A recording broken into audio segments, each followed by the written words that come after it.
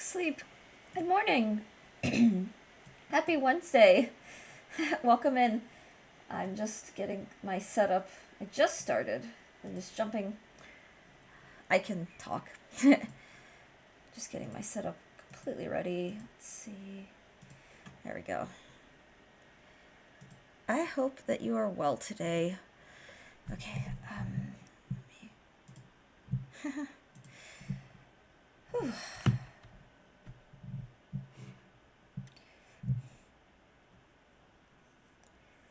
I'm just waiting for Stardew to start up at this point.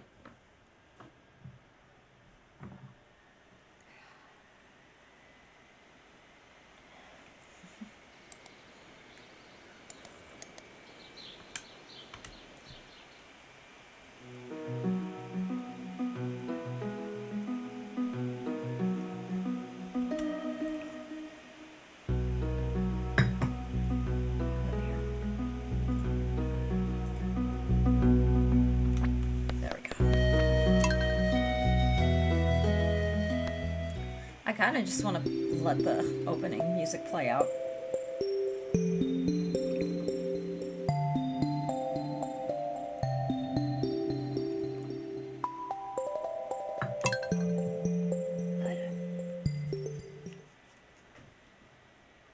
What's this? Okay. Do you know who Isabel Hagen is? I'm not sure. I don't know. Who is this? Who is she?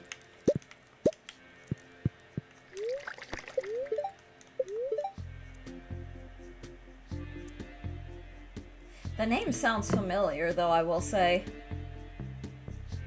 The name sounds very familiar.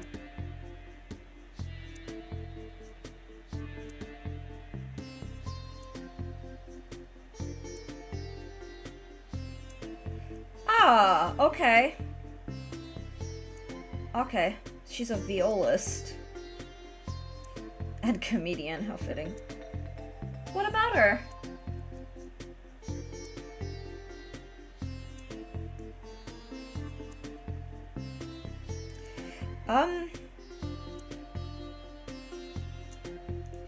You know, I should probably...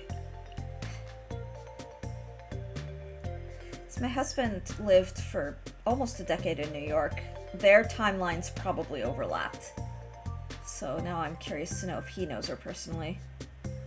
Yeah. Oh my god, okay.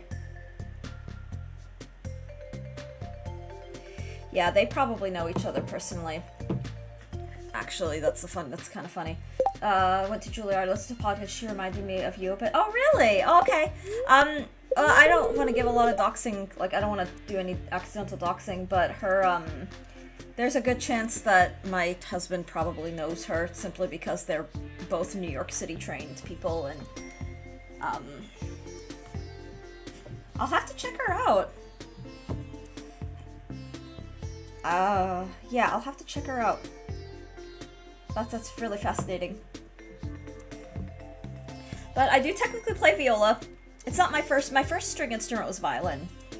I don't play a lot of violin because of my, like, chronic shoulder pain these days, but, that's pretty neat. I'll have to check her out, but odds are she's, in the same circles my husband's in, simply because, my husband is a New York City musician. That's kind of cool. She plays viola in her first comedy special, which just dropped. Aww.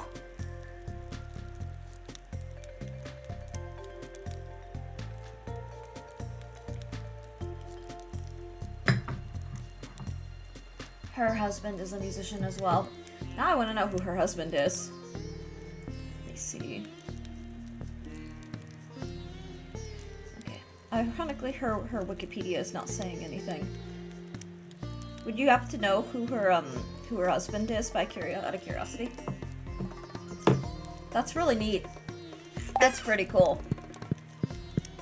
But yeah, I will I'll poke my I'll ask my husband.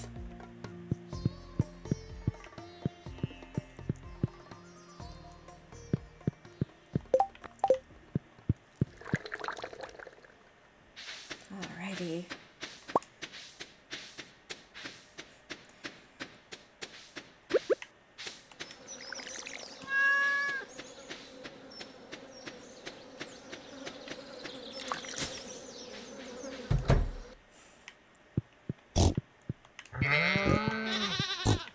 I don't think her husband is well known, not sure of the name. Sure, no, that's more than fine.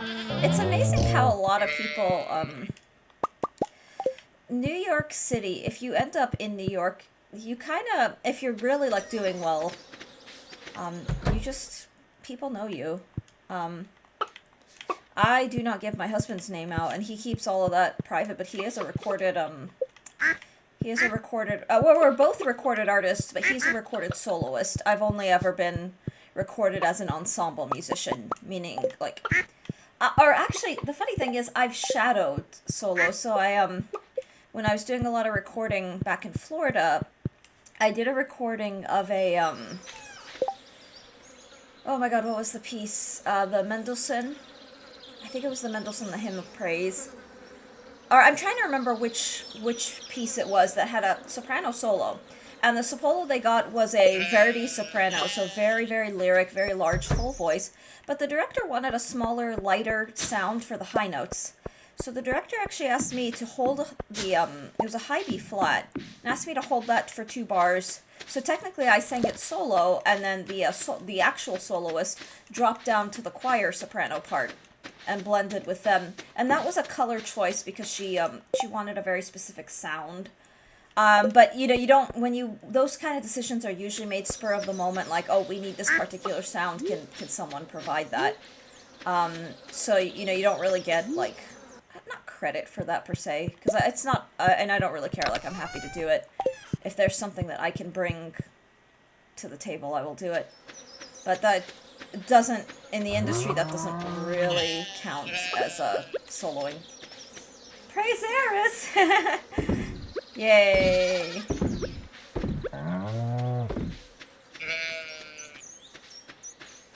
Eris is good stuff. Let me see. So this. Okay, brilliant. Brilliant.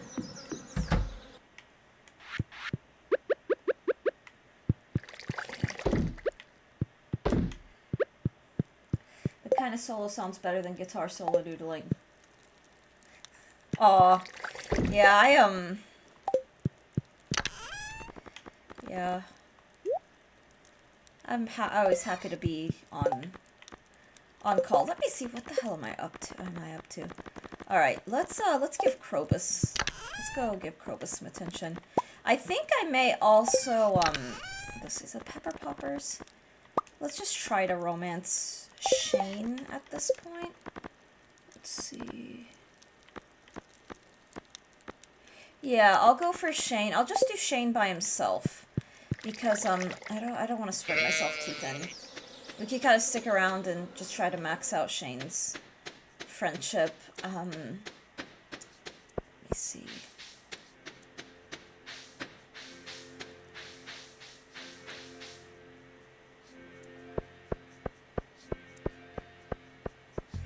But...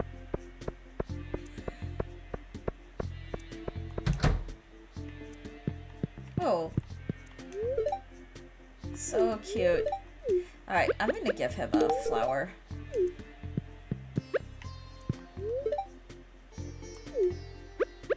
Might as well just give her a flower too. Okay, what am I doing? Let's, catalog? I just need the... okay. Perfect. Perfect, perfect, perfect.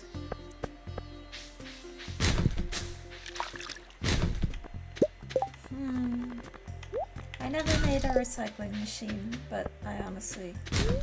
ooh, a ruby. This is why we raid the trash cans.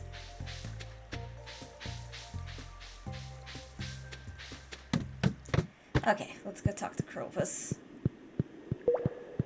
He'll be maxed out in no time.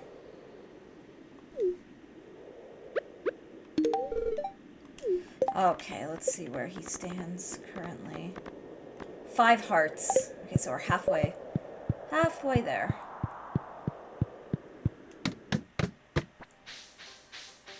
Oh, I can talk to Haley.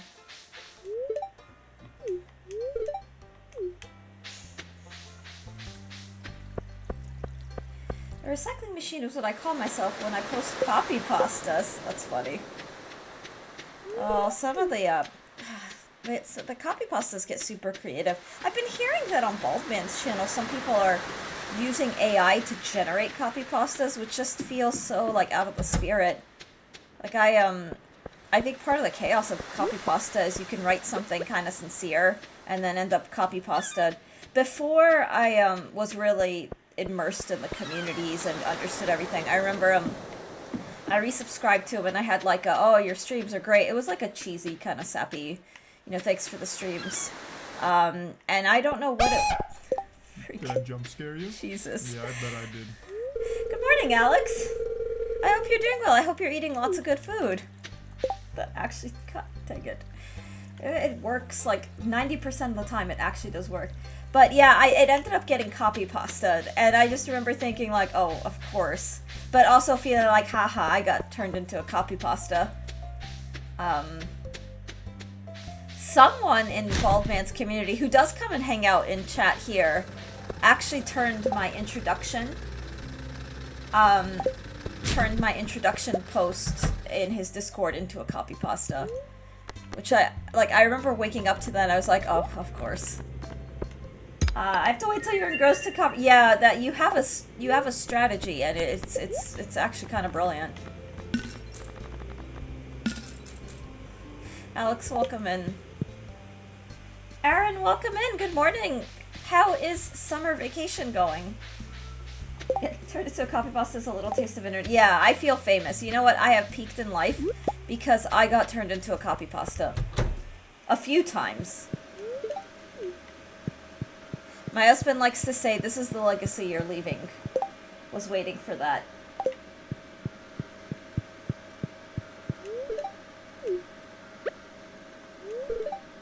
Oh, okay, now we have a new boyfriend. Okay. And now we just gave him his favorite food. So, where the hell is he? Alright, so I have to keep giving him attention until I can max out his hearts. Ask your husband if he want to become...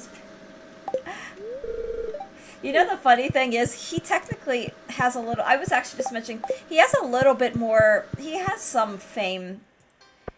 We were talking about New York musicians. He's pretty well known in New York circles, very well known in New York circles. Especially because he is a soloing violinist. Like he and I are both on recorded labels, like professionally. But my recordings, I'm always an ensemble member. I'm always a member of a chorus, so I'm like one of the sopranos or one of the altos or like a second violin, like somewhere in the orchestra. But he's solos. Let's see. Just finished an hour on the treadmill. Decided to try something. Run at the highest incline. Brutal, but I'm happy. Good workout later. I'll do weights when Derek is home. Natalie is too busy to get it done. Aaron, that sounds awesome. Yeah, Aaron, you know something I've been doing? Even though I'm not like trying to lose weight or anything, I've been trying to do fat burn cycles on the elliptical, and they are so hardcore. But I love it. Like, they are so tired. Like, it is a great way to get like really, really good cardio. And not even for the like weight loss, but just for the intensity of it. It's pretty awesome.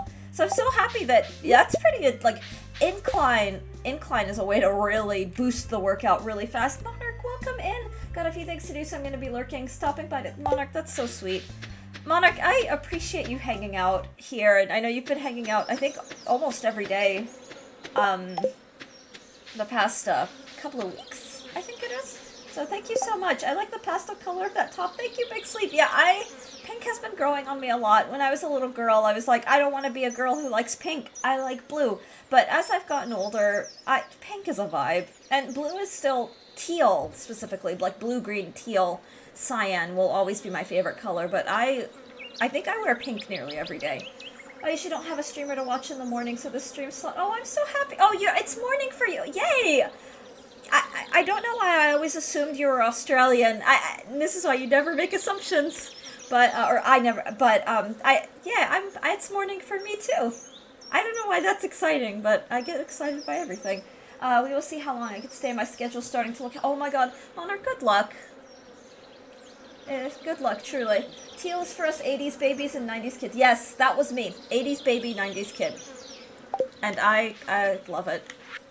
And it's amazing, like, as I approach 40, which I don't think I'm old. I really don't. I'll joke about it. I'll call myself an elder millennial or whatever, but I do know that I'm out of touch with some things that, and some stuff I try to, like, I do, like, I need to keep an open mind and learn some things, just because the rhetoric or the culture is heading in particular directions that I never want to miss. Oh no, I missed the thing. Because no one in America thinks or gives a shit about monarchs. Oh my god, Alex! No, that's not why. That's not why. I know Monarch and I are in a shared community that is primarily Australian, so I just I take for granted that not everybody in that group is Australian, that's all. I love green. All greens. Erin, me too. I love green so much. My favorite colors, I like to call the cusp where green and blue meet, but green is just, I don't know, it's so magical. We've been wanting to hike. Like, we wanted to hike this past weekend, but it's been so heavily rain and thunder and all that stuff, and rain does not usually put us off a hike, but after my ankle injury, because the doctors were saying, just favor mild weather and don't go out. Technically my name, I like butterflies. Technically my name was after the butterfly, although monarchy is what it has turned into. Aw, I love monarchs. Monarch, we get blue monarchs in our neighborhood, and the first time I saw that, well, it's not a neighborhood, it's the woods, but the first time I saw a blue monarch in our yard, I squealed, and my poor husband, he's like, what's wrong? It's like, there's a blue butterfly, there's a blue monarch out there. It was a big thing, it's so pretty. It's not why, but you can't say I'm wrong. Green is so nature, yeah. I just want to go hiking so badly, because it's been so long. But this is like Erin, have you ever been on one of those hikes and then got swarmed by those, like, biting flies, like deer flies and yellow flies? It's just like we're approaching the season of angry, biting, territorial flies. So that's just the one thing that I'm slightly, I don't know. I have to get some good, strong DEET for that. We always keep milkweeds in our garden. Oh, yeah, when we own a house, milkweed's gonna be one of the first things I plant. I have a couple of things I want to plant, including some local native plants, which I guess will depend on, I think we're gonna stay in South Carolina, but ironically, Erin, there is actually the slightest of possibilities that we may end up in the Dallas-Fort Worth area. There are certain things moving, in that direction, and without being too specific, my husband's on an editorial board for a publisher in that area, and that work is increasing, and I'm hoping after a year or so to also join that publishing, that editorial board. But between that and some other things, I won't say too many specifics since this is the internet, but there's been a possibility of us potentially relocating there. Dallas featuring Worth, yeah, you've got it. Green is my second favorite, but there are ugly muddy greens. I've never seen an ugly shade of blue. Aw. Big Sleep, is blue's your favorite color as well? Derek always has bugs after him. He had a horsefly. Oh my god, horseflies can be really mean, and their bites are so painful. That would be so cool. We could meet in the middle. Yeah, honestly, yeah, I would be down for that. And I think my husband and I have become very, very solitary over the years, but I think it'd be nice to just have, like, I don't know. I don't know how that's gonna go, and right now, thankfully, we're not in... Moving is hard, so I'm glad that we're not actually in moving mode at the moment, but it's just one of those, like, back burner things that may happen if, we'll just say if the stars align in a very specific way. As we've made some pretty strong Texas connections, both of us, that could end up favorable career-wise. I'm gonna drink some tea, guys. Blue is my favorite, yay, but I do like where green and blue... Yeah, that's my favorite. The point where green and blue intersect. Like, Aura! No, Aura knows of me. I know that he knows of me at this point, because I bought that skater dress, the one, and I recorded I recorded that Alto TTS, the "Hey chat, did you know that for compat?" That one. I did a recording, and he actually liked that. Like, he liked it. And he's been here, but no, it's not for Aura, it's for professional musical things.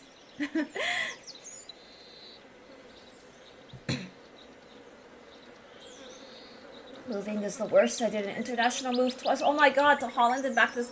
That has to be so awful. I can't even imagine. We actually did almost move to Australia. But when we were discussing that, we were like, yeah, that... I don't know what we would have done. We would have probably had to put some of our stuff, like, in storage here. I don't think we could have, like, taken... Like, I couldn't even begin to imagine an international move. Like, I imagine you... I don't know.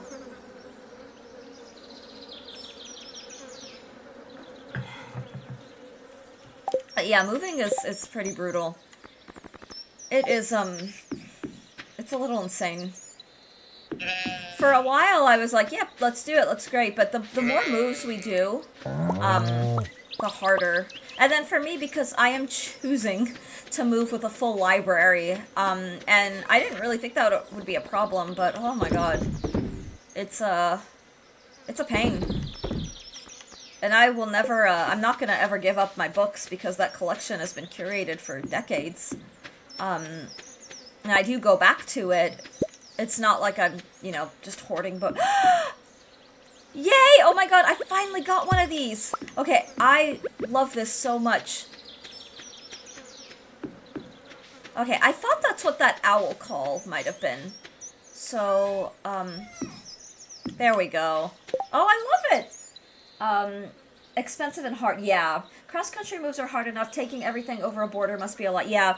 Yeah, when it was looking like we were potentially gonna end up in Canada, I remember just getting so overwhelmed looking up, because you do have to go through customs and have to have your passport and all that stuff to drive across the border, and I'm just like, oh dear god. And just trying to do that with, like, a U-Haul, and then trying to figure out, like, can we even take a U-Haul and take, like, just stuff like that was so tiring. Like, it was just a lot. But it didn't end up working that way. But we, all of our moves over the past several years have been basically cross-country. Like, I don't know, I would consider up and down cross-country. So, like, moving from Florida to Pennsylvania, Pennsylvania to South Carolina. They're pretty long. And my husband has, very much proven that he is absolutely capable of, handling he drives the U-Haul. We always get, like, the biggest one, the 26-foot. And he can drive it, but it's kind of a nightmare. It's a little bit of a logistical mess, because you actually have to, your navigation, there's no, navigation for just trucks, so you have to be really, really attentive to what's happening in your surroundings, because, the navigator will often take you down routes where it's like, yeah, no 18-wheelers, no, like, big trucks. And that gets really awkward really fast, because if there's a clearance limit and you're, over that limit, then you're stuck. Like, what do you do? And so that becomes one of those, I'm usually the one getting us do it, because I'm the passenger. So I'm usually the one saying, oh, we can't actually turn this way because it's gonna be like a no truck zone kind of thing. And Pennsylvania was particularly rough because they had those old, like, horse and buggy roads with, like, low pass bridges that were just too small. Just grab a little hardwood, because why not?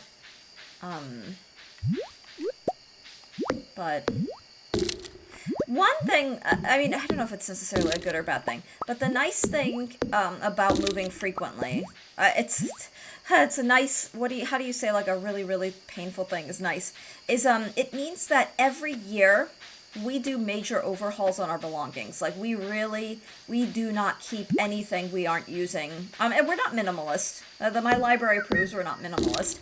But it does mean that, like, I've overhauled more than 50% of my wardrobe, my closet, my clothing.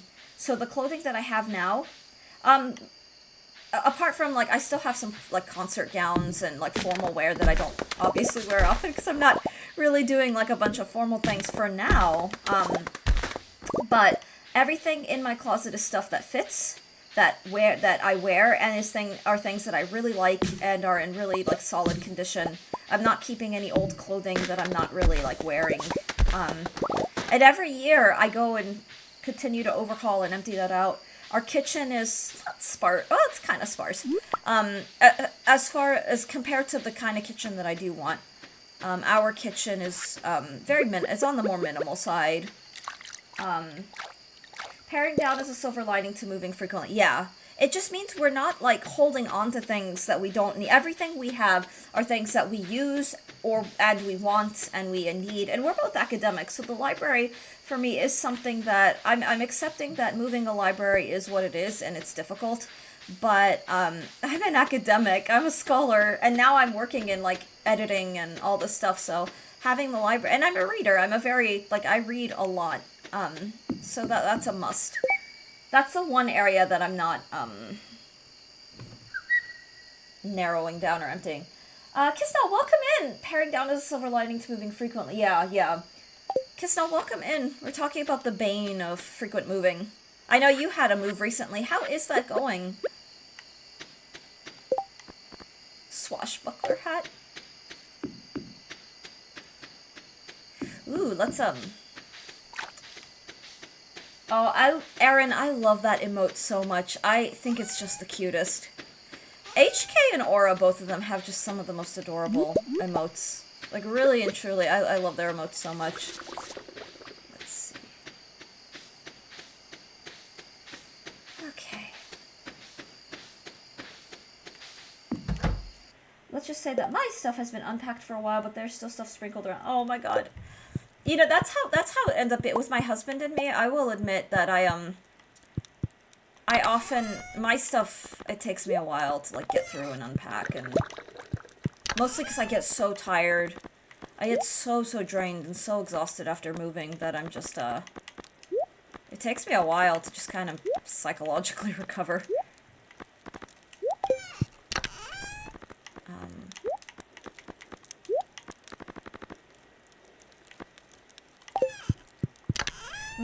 Ooh, the magic flower gift, too cute. Yeah, I've started to use it a lot more now because I love it. I really love it. It's so cute. My girlfriend works nights, so it's just hard for her to muster up the mental strength to sort stuff. I get it. Aw, it's sweet. I'm glad that, yeah. I'm grateful that my husband understands it, too. I try not to take too long, but after moving, I'm a little bit of a wreck. This past move, I think it took me a solid 2 months to recover from. All of August, all of September, and then lo and behold, by October, I started streaming again, and I'm so glad. I'm so glad that I did. These days, I'm streaming far more consistently than I ever have. Like, even when I was streaming before, I didn't really set a schedule. I ended up kind of streaming the same days and the same times. But it was not a consistent schedule, and having a schedule that I've committed to is, I'm glad. I don't know, I'm glad that I did. Well, we took a week to move all this stuff, and then both went back to work. Yeah, it's not a lot of time, so it's like there was no time off of work time. Yeah, and I can imagine, especially her line of work, after you mentioned, I can imagine is very mentally, like, draining. Like, very, very mentally draining. I'm getting a message from my husband. Big Sleep, I will ask him if he knows, Hagen, Isabel Hagen. I will definitely ask him when he gets back.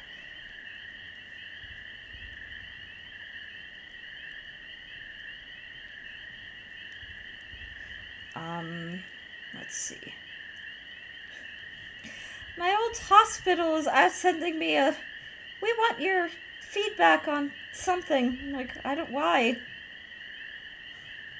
Why do you want my feedback? I'm not getting I am too, Big Sleep, because, I don't want to go into too specifics, but I said Stoke, I'm like, my husband has connections to Juilliard, like, and I'm just gonna say it at that. Like, he has direct connection. Like, he's kind of like the real deal. I mean, not that the rest of us aren't real deals, but he's solid. So odds are, like, they may have, like, the two of them may have been classmates for things, or they may have had overlapping, like, either study or master class, or like early professional work, like that kind of thing. You know, let me actually, I'll just text him, because now I'm curious.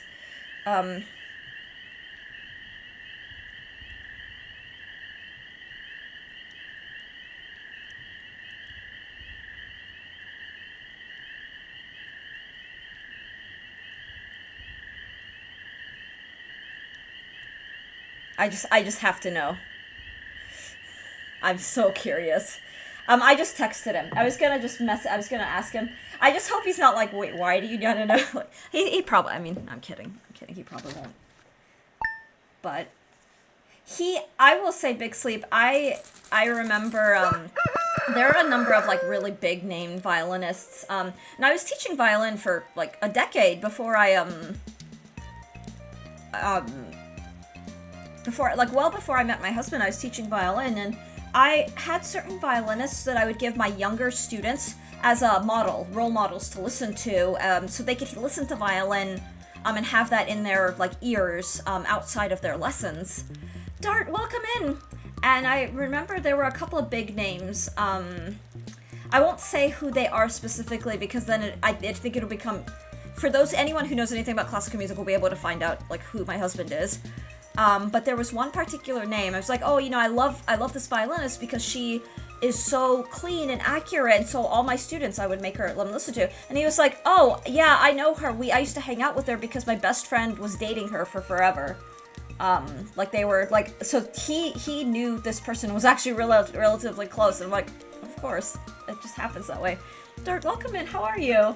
Or, like, I'll have a CD to, a favorite pianist, and he'll be like, I know that woman.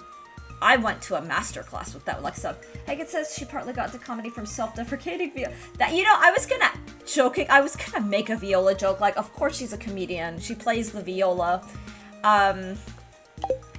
And, yeah, lo and behold, yeah, I love viola jokes, and I love them even more when I was a violist, like, playing viola. I've been gaming for a bit, yeah, ow. Ooh, is it Silksong? Or what have you been gaming? Hope you're doing- I'm doing well, I just stubbed all my fingers. Silksong! I need to play Hollow Knight. I'm pretty sure I have that in my, like, Steam library. I do really need to play Hollow Knight. Ooh, I should check the luck for the day. Catching up from where ooh! How's that going for you? The day is in your hands. Alright, let's, it's time to... Okay, I think I cannot give anything to Krobus. Yeah, I've maxed out, but I can still talk to him. Let's, find something for Shane. He likes the pepper poppers.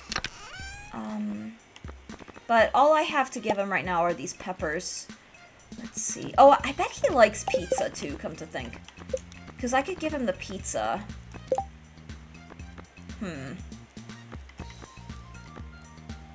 Let's give him the pizza. Hollow Knight is great. Yeah, it seems it. Where did you leave off? Going smoothly in Act 2 and just wandering around areas I missed. I just fought 2 bosses and getting on my way to fight someone else. Ooh, that sounds fun. Good luck. Alright, I think I'm gonna give Shane this pizza. Yeah, we'll give him the pizza. And if that doesn't max him out, then that's okay.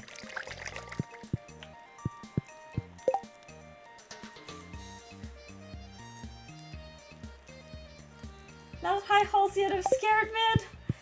Oh, I love that. Whoa! It's time to make bank. Oh my god, look at all of this. That's exciting. Okay. Let's get some of this cheese. Holy... That's a lot of cheese!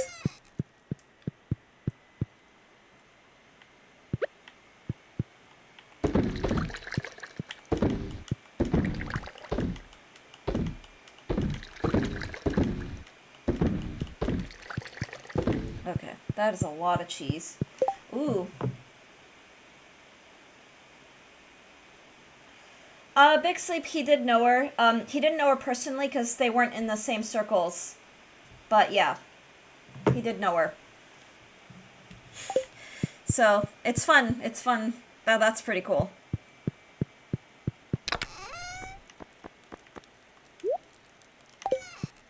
That is pretty cool. I'm curious now. I have to check her out because I suspect with the Viola and Viola jokes as a comedy point, like entry point or access point or whatever you want to call it, I suspect that she'll be up my street in that regard. Alright, look at all of that wine. Oh my god, we're gonna be making bank. I pretty much everywhere unlocked except one map won't spoil much. I'm glad I brought it up smaller. Yeah, well, and then the New York world, it's on the one hand very big, but classical musicians know each other, for better or worse.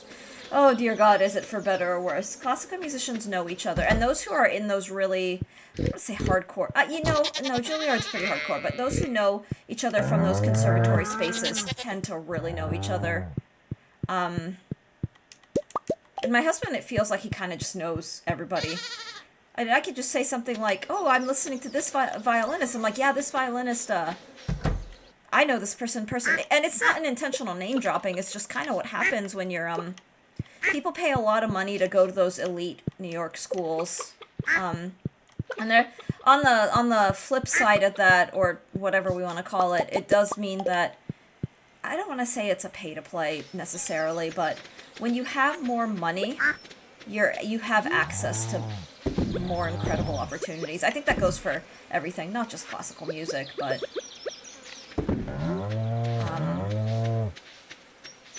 people pay a lot of money to be in those, like, to have those kinds of opportunities. Oh my god. Oh my god, just pick up the mushroom. What's up with that? Okay.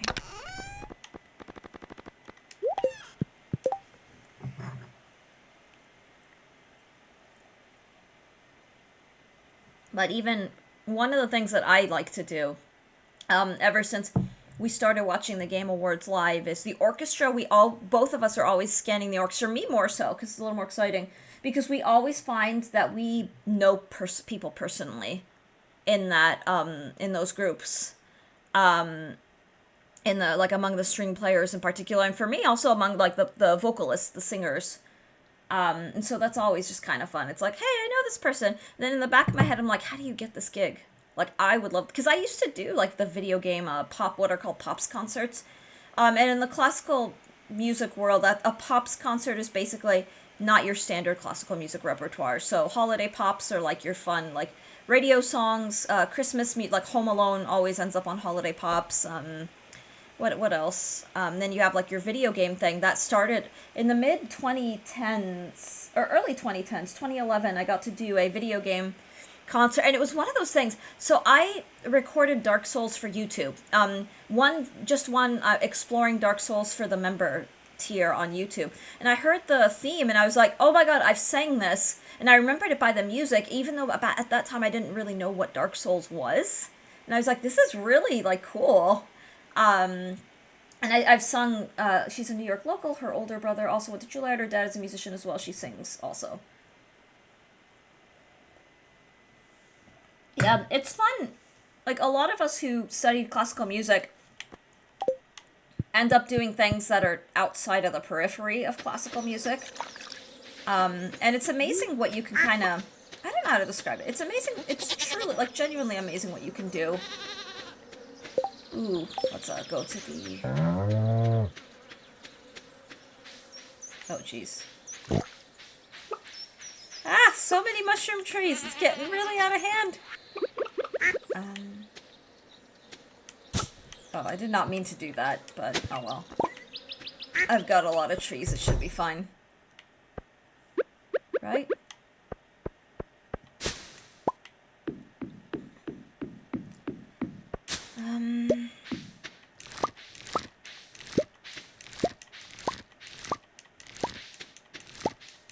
Viola is a very underrated instrument. As much as it is fun, the viola joke thing is fun.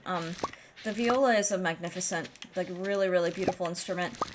My first serious performance injuries happened because of viola, because I think, sadly, the viola is a very awkward instrument, and it really is one of those instruments where, you can be petite and play viola successfully, but it often just does not do you any favor, like, from a physiological standpoint.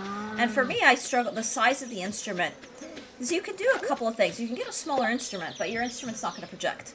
And one of the, it's not a complaint, but one of the comments I used to get a lot when I was concertizing as a violist in ensembles, because I never really did soloing, or like major soloing, is it's like, this was so nice, the viola was so quiet. And that's the thing, it's not just me, like a lot of violists are like, we can't hear the viola, like that kind of thing. And that is kind of like the subject of many, many viola jokes. But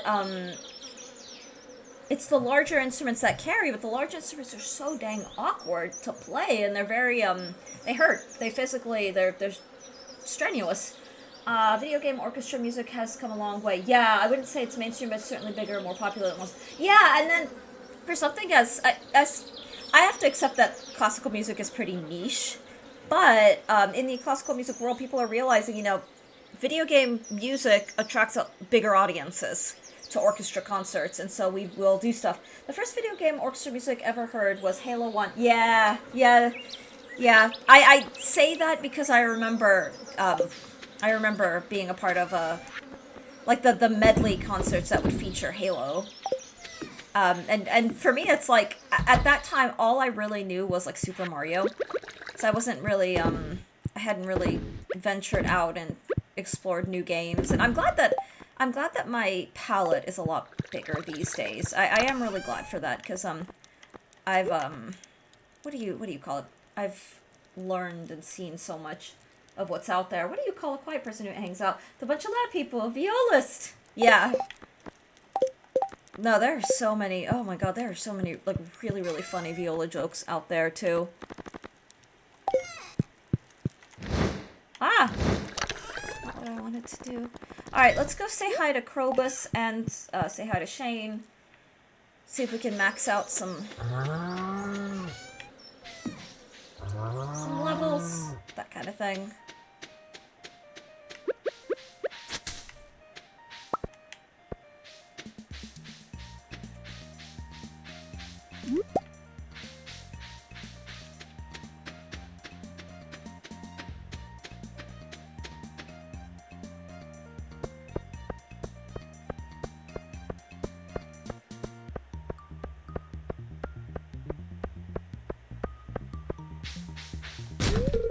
Cookies.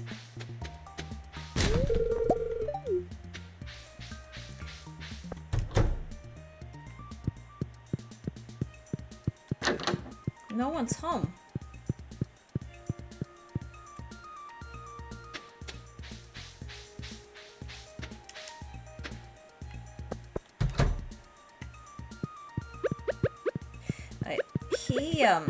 Befriending Gus, you get, if I'm not mistaken, you get some pretty, dang it!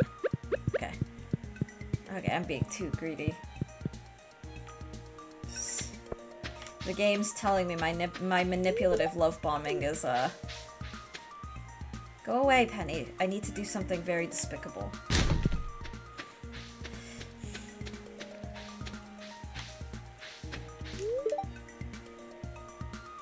Oh, cute. Cute, cute, cute.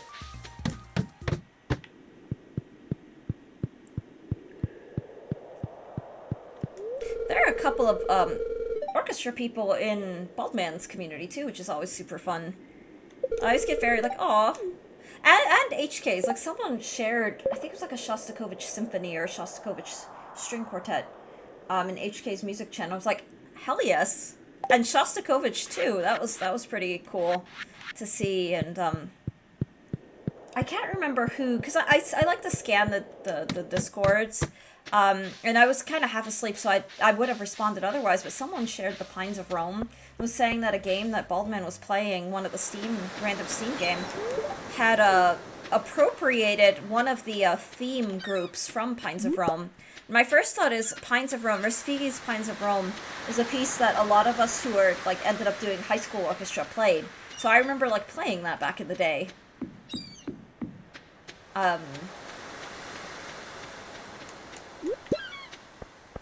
Oh, look at her.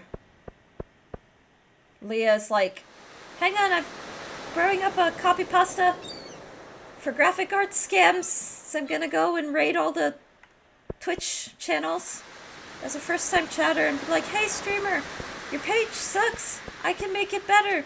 Hire me, please. Nah, I don't think Leah would do that. I don't think that's Leah's type. But it's funny to...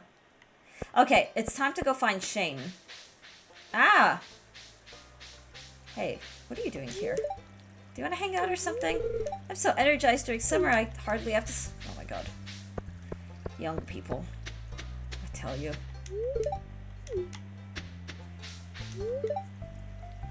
If my hair wasn't so popular with the ladies, I swear I'd shave it all off in a second. Life's so tough. So tough. Oh, Dart, my favorite character in Nana is the bald man. Yasu is my favorite character. Because he's just awesome.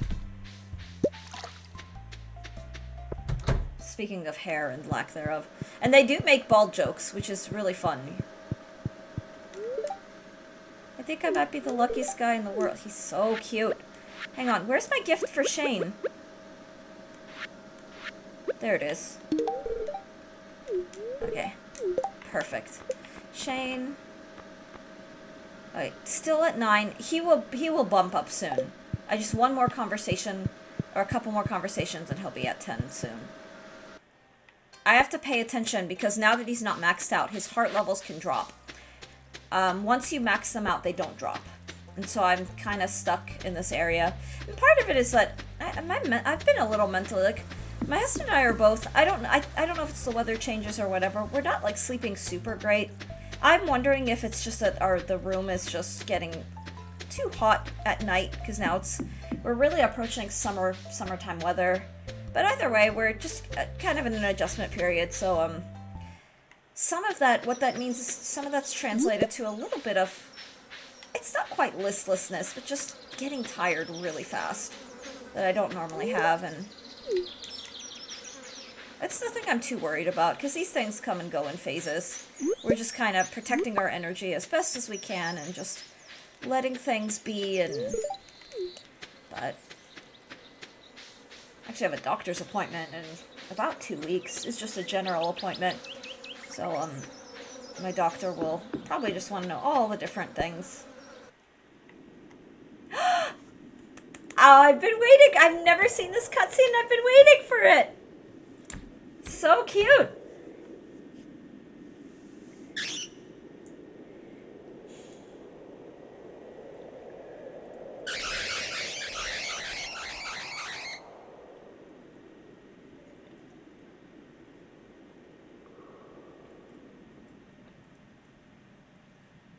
Our colors, the red and purple.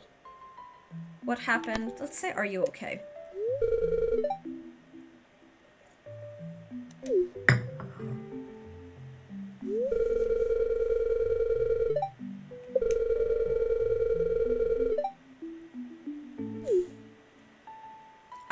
I love that color combination of the red and purple. It's very Sailor Mars.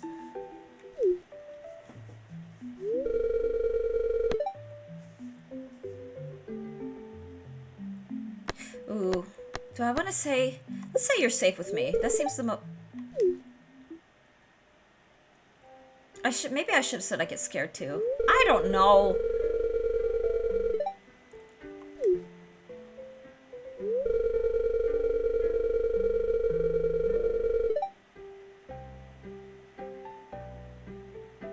This is so cute. I love it.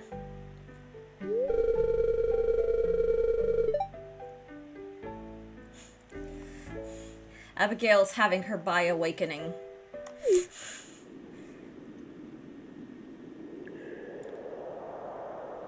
Nothing wrong with that. Anyway, what am I doing? Okay, I'm just kind of fooling around. Let's go grab some ore.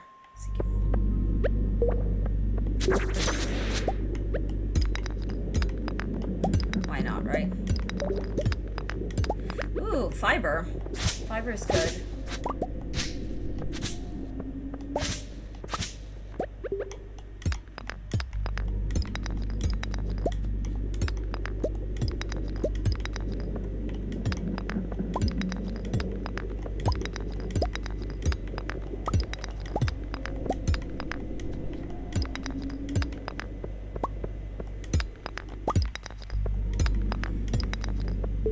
Not a whole lot of interesting ore. A rainbow trout frenzy has begun in town. Interesting. Just trying to get some diamonds. Geodes are nice too.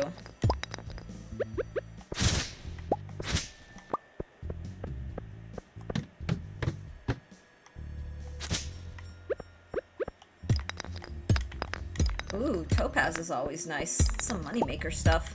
I need to get the, actually, it's nice that I'm here. Because while I'm here, I do need to get the rest of those, what do you call them? Just made more mac and cheese steak. That sounds awesome. I gotta make that for us sometime. Today's a good day. Today is my Friday and I will make it a half day. Aw, I'm glad to hear that. I am so, so glad to hear that.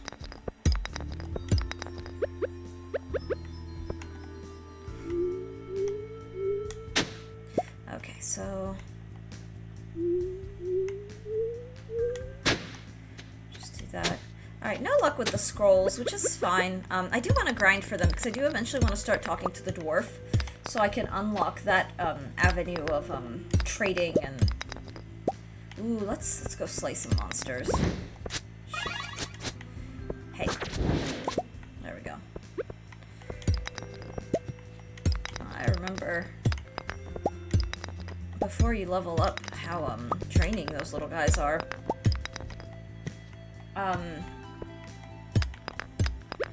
Let's see. Oh, look, gold ore! Alex, I hope today is a wonderful day. How are you feeling, by the way? I know yesterday you were saying you still had a little bit of a cough. I found out that my poor dad and sister have gotten sick as well.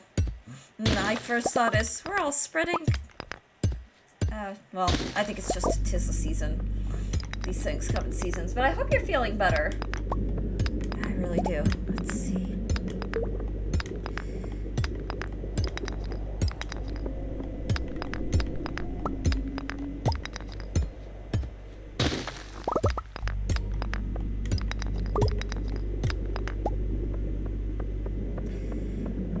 Okay.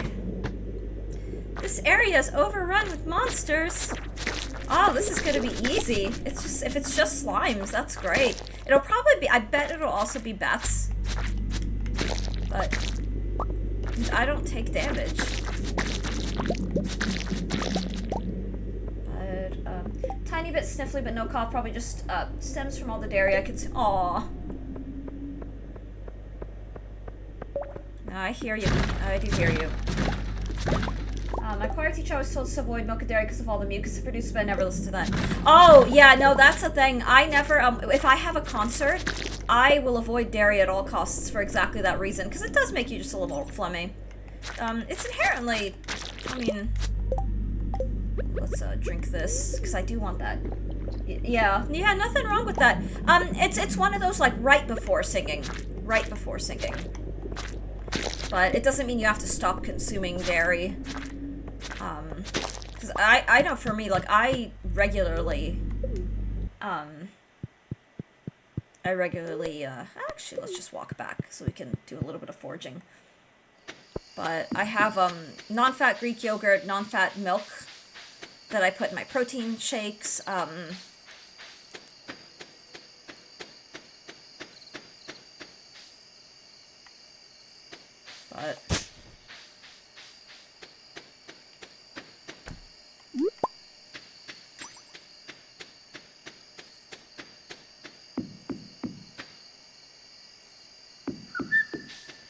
Alright, I have a whole lot of stuff. So I'll just donate some of this. Or not donate, sell. I keep these. So they're good for gifting. Definitely keep that. Sell that. Okay, and I think I have time to just sell all this mail. Wow, the game is like, hey, it's midnight! Draw me a tarot card, you've got it! And I will assume that you want me to choose, which I'm more than happy to do. Let me just get these in here. Yep, yay!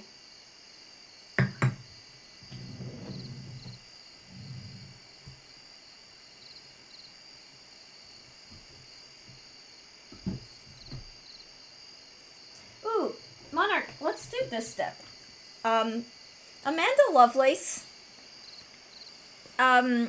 is a writer of books of poetry, and ooh, how do you give her an introduction? The books of poetry that are they're contemporary poems, and they're often retelling or taking back fairy tales that center. There's feminine empowerment. There's also like they center mental health. But she recently got into some of the more like magical witchy stuff, and so she wrote a tarot deck. The art is by Janaina Medeiros.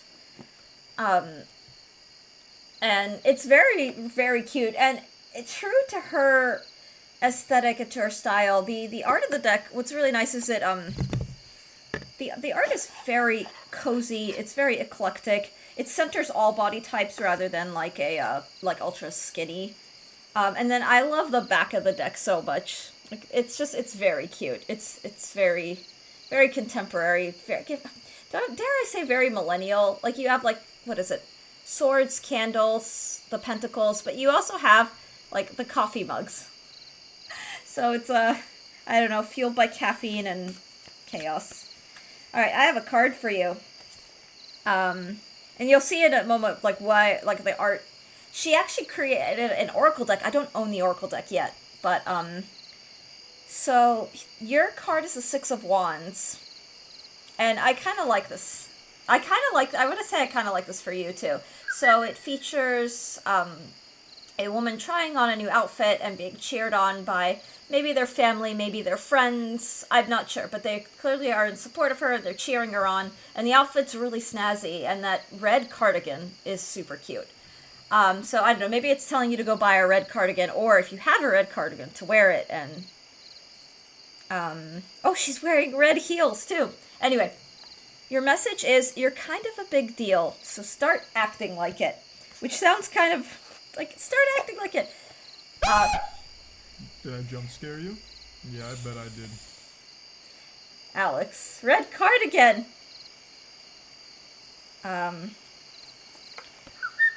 Six of Wands, and there's a cute little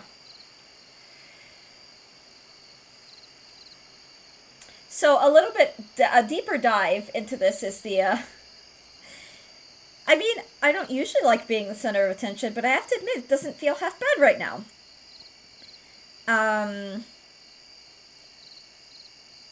Pulling this card means that you, too, are likely about to be given recognition you've been hoping for and dreaming about. Yay! The yay is actually written in here. Booties, welcome in! Aw. If you think it's time to hide yourself away or act overly humble, then I beg you to think again. Everyone deserves to have their moment, and they don't usually happen very often. This is yours. So just this once, give yourself permission to take up all your rightful space and shamelessly bask in the praise. Booties, I hope you're doing wonderfully. I actually have quite a bit of apparel in red. I wear I love red. I feel like at this point, like, I just like color. But I really, really love red. And I like all reds. Like, I like bright crimsons. I like burgundies. I like muted maroon. Like, it's just, red is awesome. And vermilion, so like orange red, like really vivid orange red has started to grow on me. I used to hate orange. It used to kind of stress me out.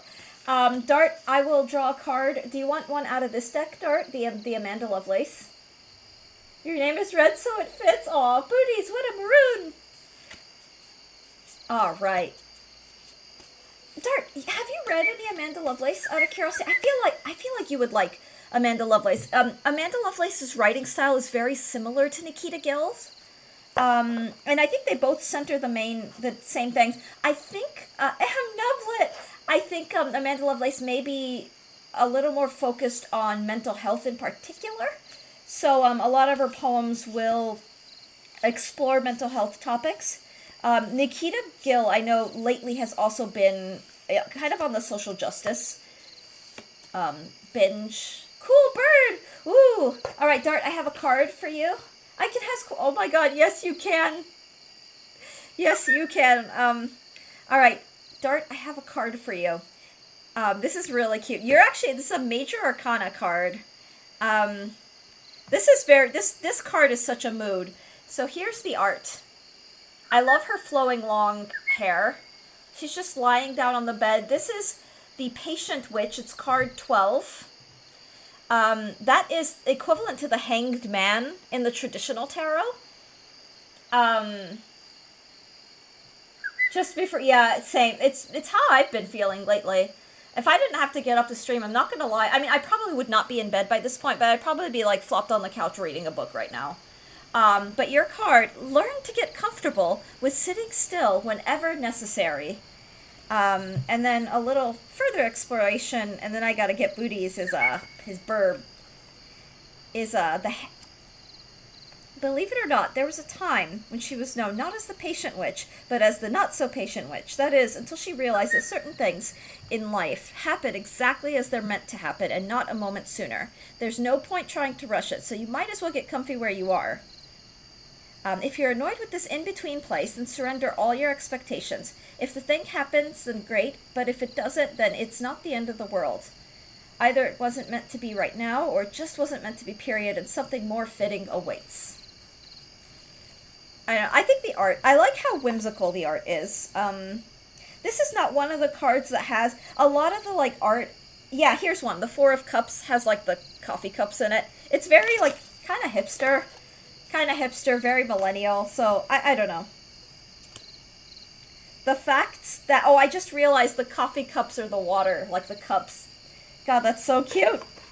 That's so cute. Alright, Booties. Booties, I'm going to use this moment to gush about my Phoebes, because they have been my pride and joy. I don't remember, Booties, if I shared the update, so let me get you the Audubon page for them, because I'm learning a lot more about the Phoebes, and I'm trying to figure out what the hell our Phoebes are doing. So we're going to give you the Eastern Phoebe, which you may also get in your area, since you're in North Carolina, and I think you're in a fairly, let's see, the Eastern Phoebe is a smaller-sized flycatcher. So they're quite, God, they're quite incredible things. But we have a pair that is, they built a nest, they raised some little babies, and the babies have now fledged. So here, Booties, is your bird. But I have to tell you a fun story. They are back on our porch. It's the same couples. I recognize them by their plumage pattern. And they're building a second nest right next to the first one. So we have these columns on our front porch. And so they built a nest on the corner column, and now they've moved over 2 columns to the column right outside our door and are building another nest.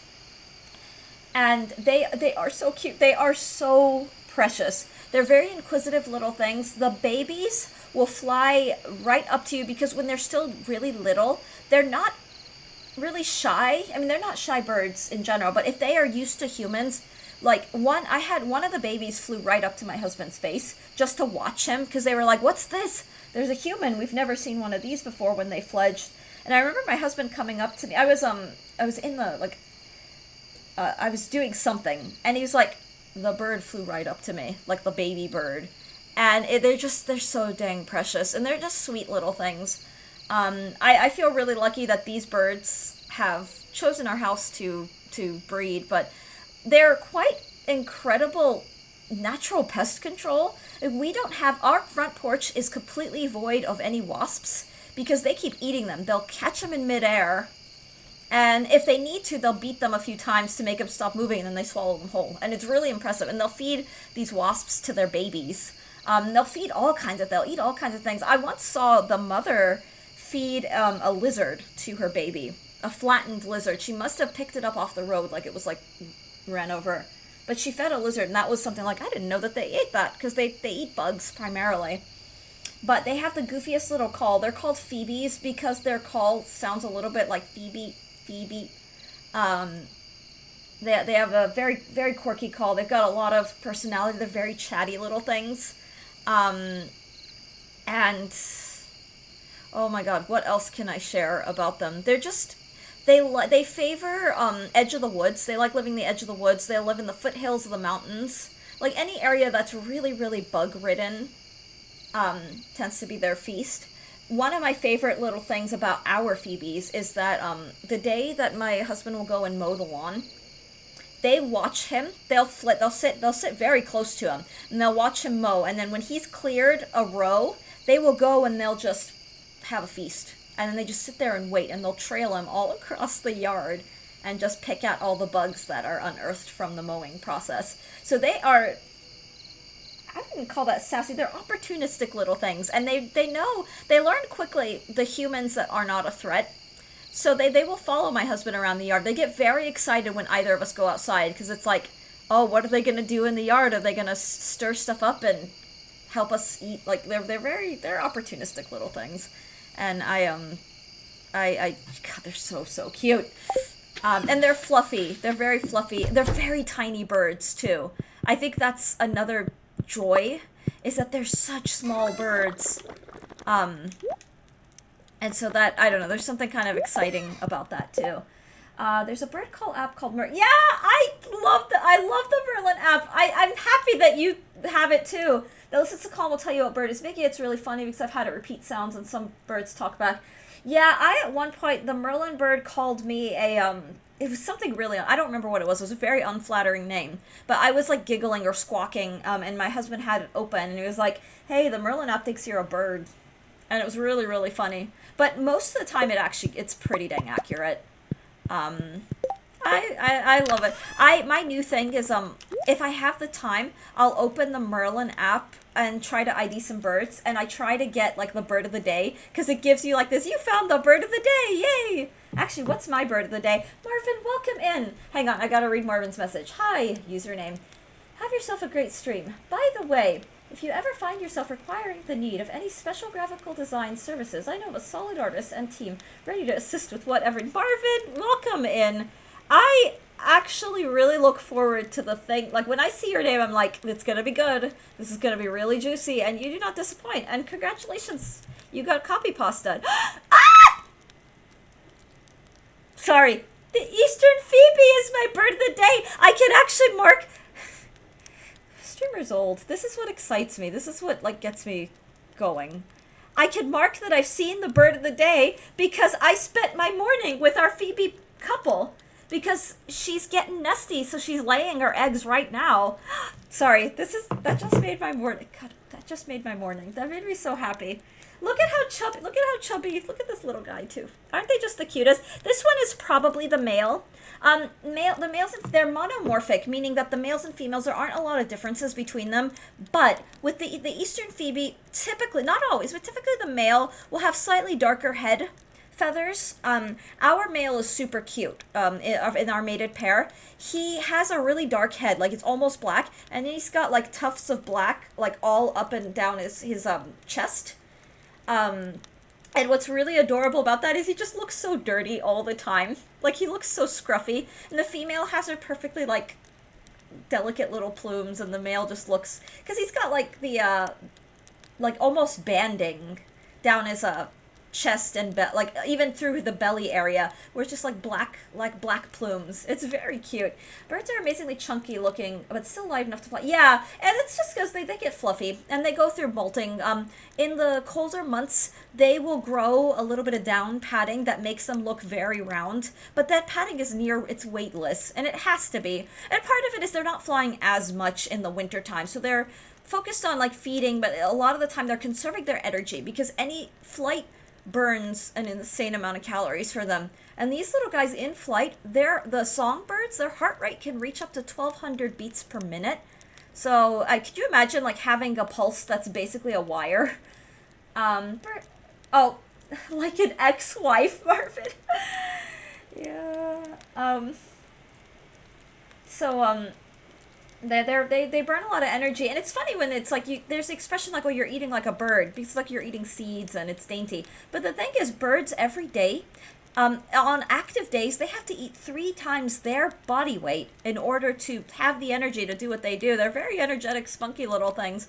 The average songbird's resting heart rate is well over 300 BPM, and it usually sits around the 600 to 700 range. Like, these are like beats, like tempo, like heart rate speeds that are just unheard of. Like,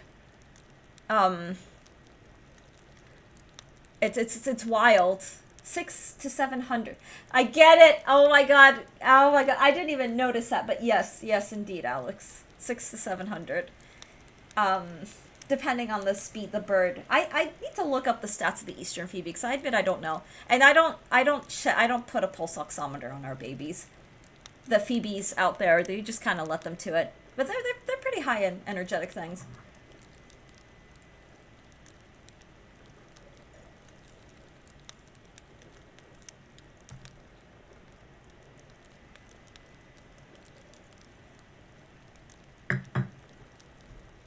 Talk about insane cardio, though, if you think about it.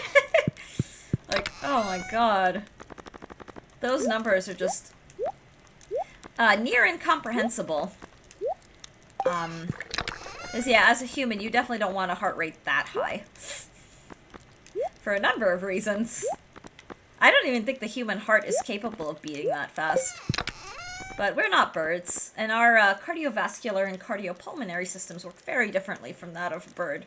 But it's fun to just compare and see, like, this is what a bird can do. This is the, I don't know, what makes birds so unique. And their cardiopulmonary systems are a lot more rigid than that of a human's, so they're a lot more sensitive to air pollution. Whoa! Oh, because of the wine! Like, look at this, guys. We made bank because... Look at all that ancient fruit rind. Like, why did I make so much money? We're gonna be millionaires soon. We're not birds! I'm out of here. Big sleep. You know what? I think we could all be birds. One of these days... Actually, it's something... When I have the time, something that would be fun is... in my Discord, I should assign, like, birdie roles, and then everybody will arbitrarily be a different bird. I don't know. I think that'd be fun. I think it's, like, probably too much effort. And as the Discord, like, grows and more people join, be like... what I could do is create like a Discord bot where you can pick your own bird and like just have a set of birds and I'll be right back, guys. I need to use the restroom, but I don't know. There's something about that'd be like, wouldn't that be fun? We could all be birds. Be like, I'm Team Sparrow. I'm Team. What bird are you? Quiz when you enter. What? Oh my God, Daz, welcome in. Yeah, I'm just sitting here gushing about. We've got Eastern Phoebes that are building a second nest on our front porch, and I won't shut up about them, because, someone made my morning by, redeeming a cool bird, and so I was like, Phoebes are cool. I will be right back. I just need to use the restroom. I'll be quick. Oh, boy. Hair's a frizzy mess this morning, but that's okay. Anyway.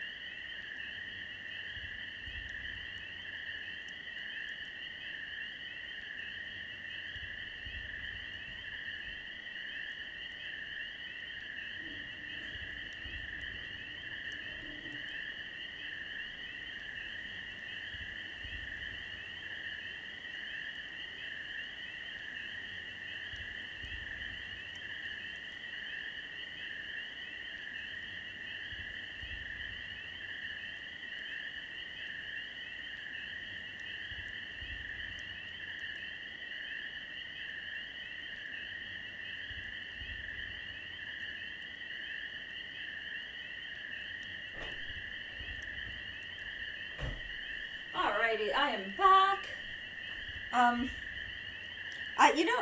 I'll think about it. Because there's some stuff that I do want to add to the Discord, that kind of thing. Just I thought about doing like something that I'd love to do is have like a question of the day, like a fun thing, just because I don't know, I enjoy those in like other people's Discords.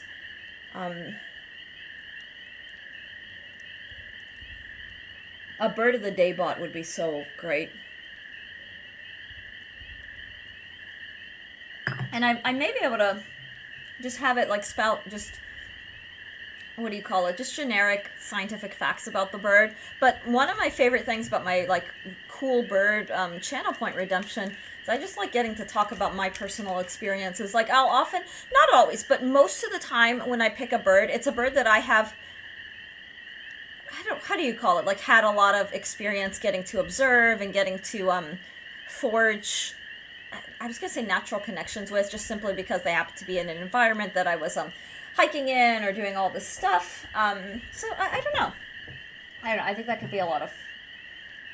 There's room for so much whimsy. There for sure. Yes, I hope you're doing wonderfully.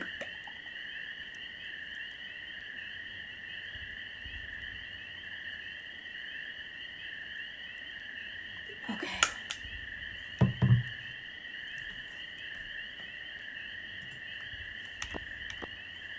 I love how much money we made. Like that is, oh my god, that's so satisfying. Yeah, the wine, the iridium grade ancient fruit wine with artisan. Oh my god, tell me about that. How that pays so well. Okay. We're gonna want to get back to Ginger Island eventually.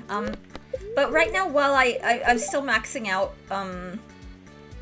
Shane's event, like I'm trying to get him to 10 hearts. I don't want to disappear for too long so that his friendship points don't deteriorate. Maki roll. Okay, I already know how to cook maki.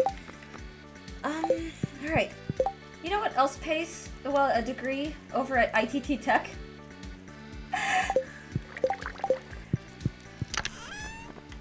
Knowing how to use a degree, knowing how to make a degree work for you can be a very lucrative experience, I will say. In our day and age, it's so funny that having a degree does not guarantee anything, which is incredible, but it's just kind of a reality, and so you do kind of have to get creative with money making in our day and age. Oh, please tell me that okay, thank goodness. Ooh. Wow, the pigs are really, I think it's just my, my OG pig. It's just Joe's X for now. Because the other ones, yeah, they're still babies. But Joe's X has been working so hard to, dig up truckfuls. I go to college to major in American Studies, meet and marry a tortilla company heiress, future... Yeah, it's just... I mean, I'm an academic, and I'm a knowledge for knowledge's sake person, but I will regularly tell people, don't be gaslit into thinking that that's the only option in the world, and if you don't get a formal education, you've...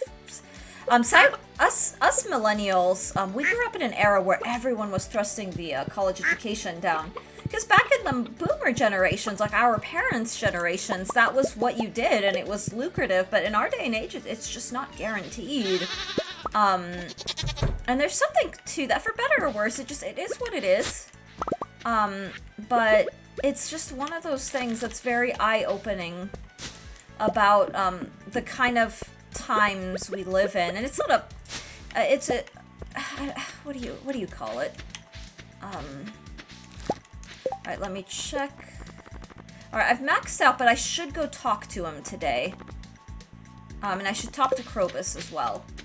And again, I say this as someone with degrees and as a person who genuinely does value education, or the pursuit of knowledge, I should say, because academia can be, I'm not going to sugarcoat it, it can be pretty dang corrupt. Boomer buying power also makes choices less risk-averse than they used to, boy. Yeah. Yeah, for sure. So, we do live in different times, and so... I don't know what the word necessarily is, but it's just stuff to think about.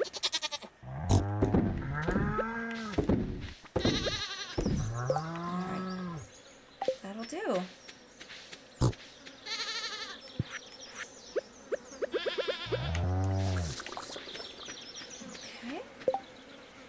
Dang, high prices and high interest rate. Yeah, the majority of millennials will not ever be able to own a house, and that's something that I think about a lot. I mean, my husband and I are honestly in a position where we gotta figure all that out for ourselves too, like how we're,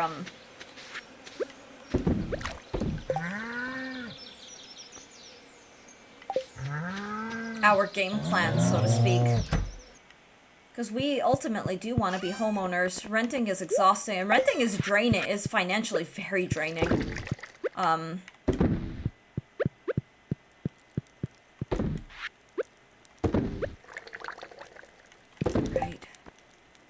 So it's just there's a lot to think about in our times, but I find that just I don't know.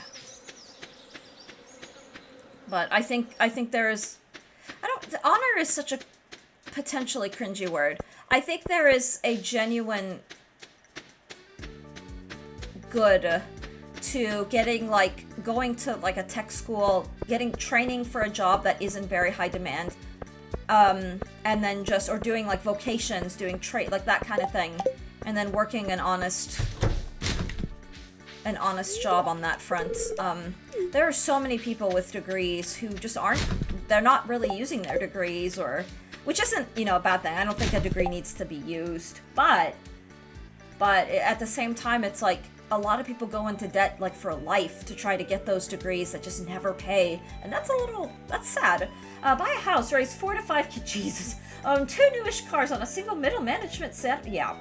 The Eggs family said, I know, right? No, do you ever watch, Marvin, oh my god, Married with Children, that gorgeous 2-story house, and there's jokes of, oh, we're so poor, and I'm like, you own a house that's 2 stories, it's a really nice house, and it's funny as hell, but it's there's no, that's the millennial dream at this point, or the millennial dream is, I just want to live in a nice apartment, which is, oh dear god, yeah. Different times. But I remember the first time we saw, the Bundy house. It was this is a really nice house. A 2-story house in a nicest Chicago yeah. Married with Children was such a vibe. I introduced Smile. He had never seen it. And he loved it. And unsurprisingly, it's, what do you call it? It didn't age well, but it is funny as hell. It's so funny. Different circumstances than Family Matters. Yeah? Yeah. Or even even just watching Home Alone and realizing that family was just, that house is just, oh my god. Ooh, sell.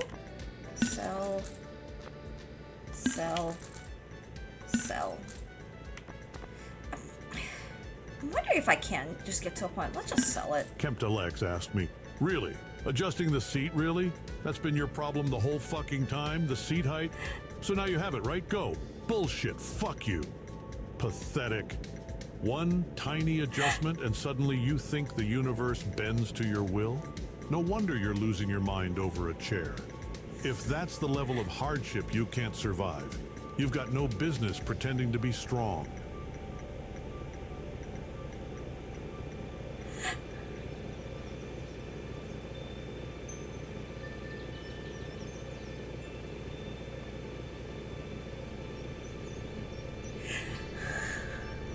Alex, thank you for the Tangia. All of them. Even the jump scares. Much appreciated.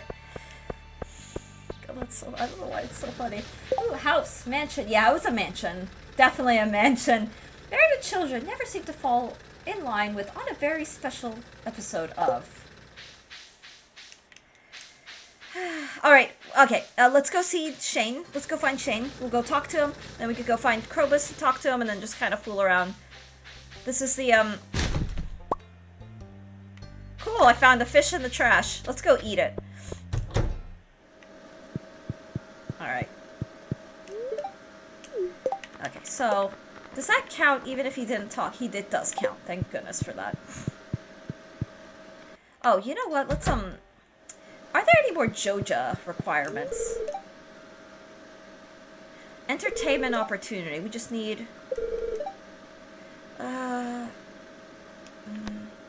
Yeah, I don't want to spend all my money right now. The theater could be fun, but right for now... Ooh, let's try some panning.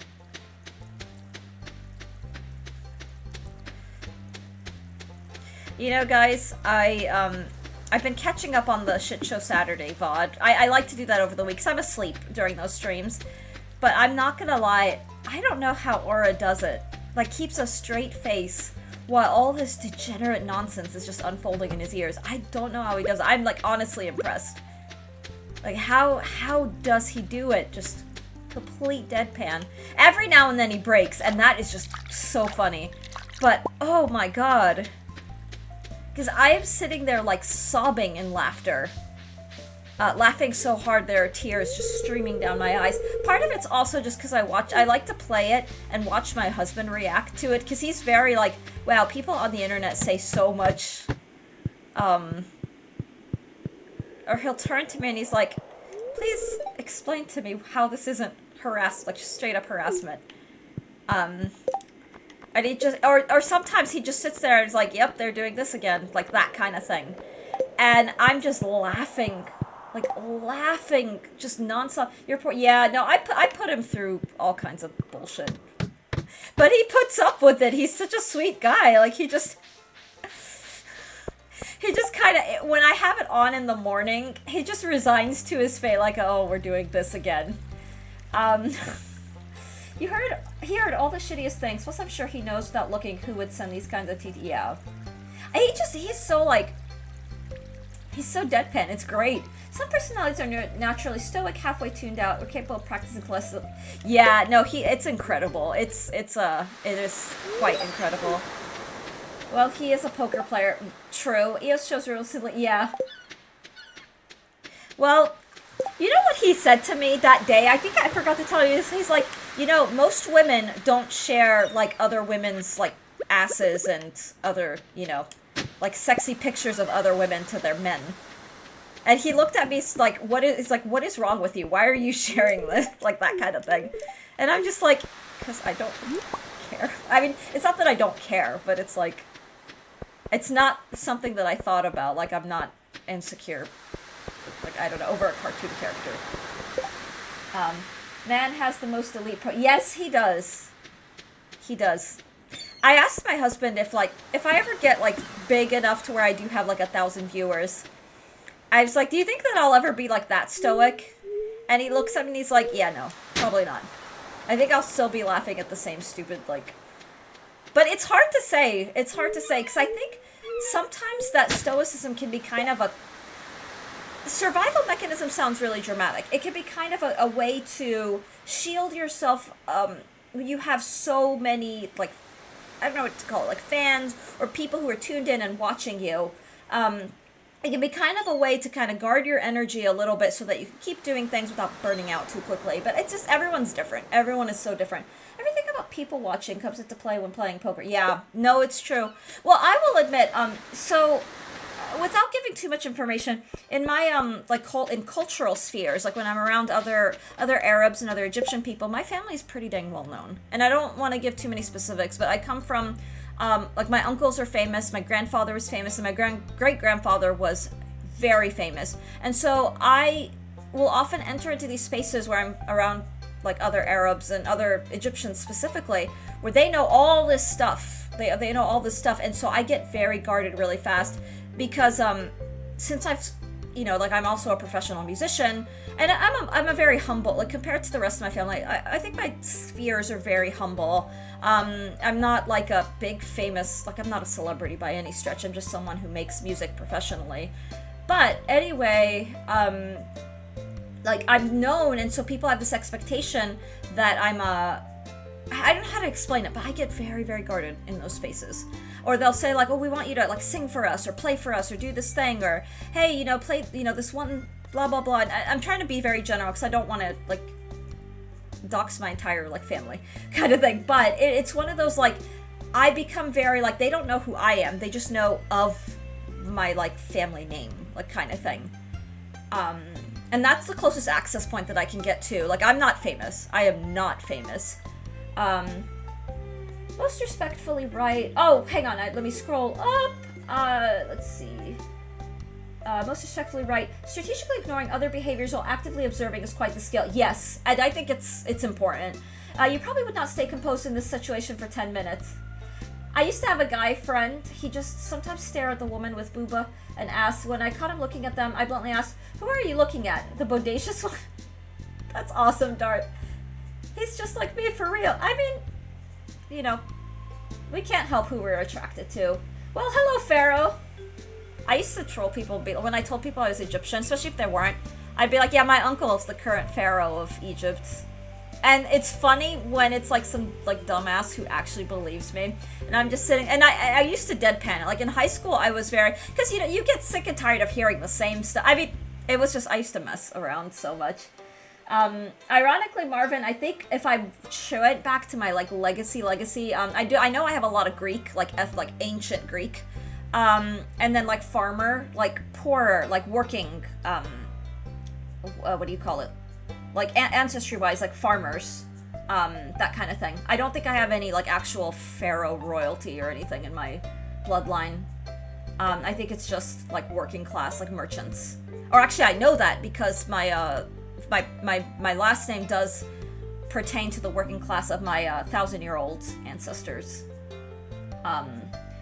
He'd actually tell who he is looking at and what I think of her. To be clear, I mean, if people are spamming TTS, you would not stay composed for 10 minutes, you'd gain abs for laugh. Yeah, I laugh at the thing is, I'm amused by everything, Alex. I get excited by everything. Like, I got excited, what was it, like, I got excited to, like, gush about my current songbirds. Same vibes with my uncle, works for Nintendo. Yeah, it's the same thing, Dart. The entire Mediterranean region has interesting roots that are surprisingly shared, and maybe not so surprising after all these years. Yeah, and the thing is, so I always get really, really giddy when I meet, like, Greeks or, like, other Mediterraneans, because the thing is, so in modern day Egypt is an Arabic country, but I actually find that barring language, I find that there's more cultural or just as much, if not slightly more cultural similarities between, like, a Mediterranean Egyptian, meaning Nile Delta and northern, geographically northern. You have more in common with, like, Sicilians, other North Africans, and then, like, Greek, like, the Mediterranean culture, the cultures that surround the Mediterranean Sea. Fire! And so I vibe with that. Like, some of my best friends have been, like, Greek, and we'd call ourselves, like, sisters, because one, we look alike. We have the same, like, olive complexion, same, like, black hair, brown eyes, and we eat the same foods, and we may have different names for them, but it's like we eat kind of the same things, and I don't know, it's a vibe. Fire, thank you so much for the raid. How was stream? What were you playing this morning? Let's see, Raniere, welcome in. Mediterranean, yes, Raniere. I'm vibing about how I love being around other Mediterranean people because it is such a vibe. And appreciation for gyros and shawarma. Yeah, I love shawarma. I love shawarma so much. And different cultures do their own, like a Persian shawarma is different from, like, an Egyptian shawarma. Or, like, culture. Yeah. And the thing is, a lot of people who, you know, who aren't, like, too, like, stuck up, like, a lot of my Greek friends are like, oh my god, we're practically, like, the same culture. Even if, you know, it's a different language, different everything. And Egyptian and Greek, too, there was so much historical overlap, that it's just fascinating. And started playing the PC port of Twilight Princess called Dustlight. Hell yes. Oh my god, that sounds so cool. I'm gonna have to check out your streams. Yeah, for those who don't know, let's give Fire a shout out, but for those who don't know Fire, wait, let me get this right, my millennial boomer ass. Fire's awesome. Like, seriously awesome. We have 7 TV emotes because of Fire. Is that like the ship of Harkenian?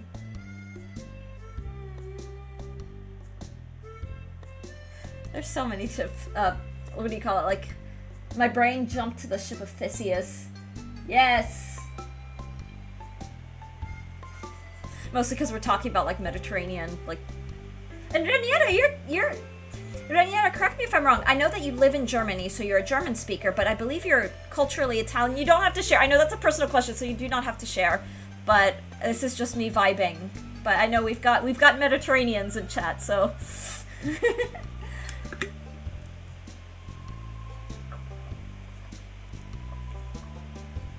Renieri, I actually thought of you yesterday because, I live in Italy. Oh my god, what? But you speak German, right? He's Italian. He is Luigi, but aw. I feel like I've spoken to you in German before. That's why I'm like, but I did think of you because it's been a while since I've sung an Italian aria, but I'm going back and I'm reworking an old aria that I learned, from Clemenza di Tito by Mozart. It's this cute little soubrette aria, but I don't know why, like, because it's in Italian. It's been a while since I've done, like, the Italianate stuff. I know very few words, mainly food. Okay. I don't know why I had that wrong. I think, I don't know why that mixed up in my brain, but yay! I wonder if a shawarma with the gabagool would be pretty good. Ooh. I don't know, Marvin. I mean, okay, so I am the sort of person who is very, what did,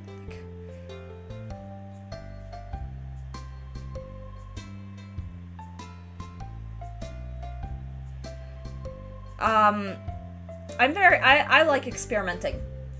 I love experimenting with food. And sometimes my experiments are a little questionable. One thing we Mediterranean would fight about is which country has the best olive oil. Italy. Italy, for sure. I know that's very, like... What am I doing? Wait, did I talk to Krobus? I'm, like, so excited right now that I'm forgetting what I'm actually doing in the game. Okay, I did talk to Krobus. But... In Ranieri, I was actually gonna say, specifically Sicilian. Sicilian olive oil is kind of a... It's its own magic.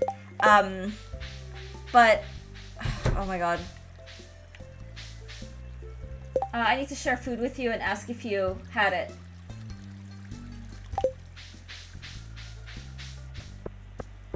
Are we talking food now? Because I'm down. I've been making... This is, I think, the third week in a row I've made the smash burgers. And the reason why I make them without feeling like... Not food guilt. I don't want to say food guilt. Oh my god! I didn't realize Elliot came out here. Is that I make them with lean meat. So I shell out a little bit for the 96% fat-free, like, ground beef. What's great about that is that you keep, like, most of the beef. Because when you cook beef, the fat starts to evaporate, so it all shrinks. But with the leaner ground, you get more of the meat. And I think that's part of why it's more expensive than, like, the 80-20 that is the most common, or 70-30. But that one is considered, like, lean. It is considered lean meat at that fat point, like the 96.4. And so I've been making us burgers. Where was I going with this? But yeah, it's been really fun to just get to enjoy red meat that isn't, like, the high saturated fat red meat. So I make the burgers, like, not even a quarter pound, a little smaller. So they're very small patties. And so I like to make them a little tiny. So you get your, like, you know, a couple ounces of meat. And you get the protein, the benefit, and then the taste. The taste is also just impeccable. Without having to worry. You like 85-15 or not? Yeah, 90-10 is... I like the 90-10 because if you're watching how much you eat, that for someone like me who's on, like, a reduced cholesterol, like, limited saturated fat diet, the 90-10 is kind of your baseline of this is okay to have as a regular. I do try to aim for the higher ones just because, like, my LDL is still just a little high. And so I'm still just trying to be careful. Just watching my saturated fat intake and dietary cholesterol intake as much as I can. But the nice thing is, though, the fattier meat, it's very tasty, very, very tasty. Like, for better or for worse, the bulk of the flavor is in the fat. But I find that even lean beef just tastes very good.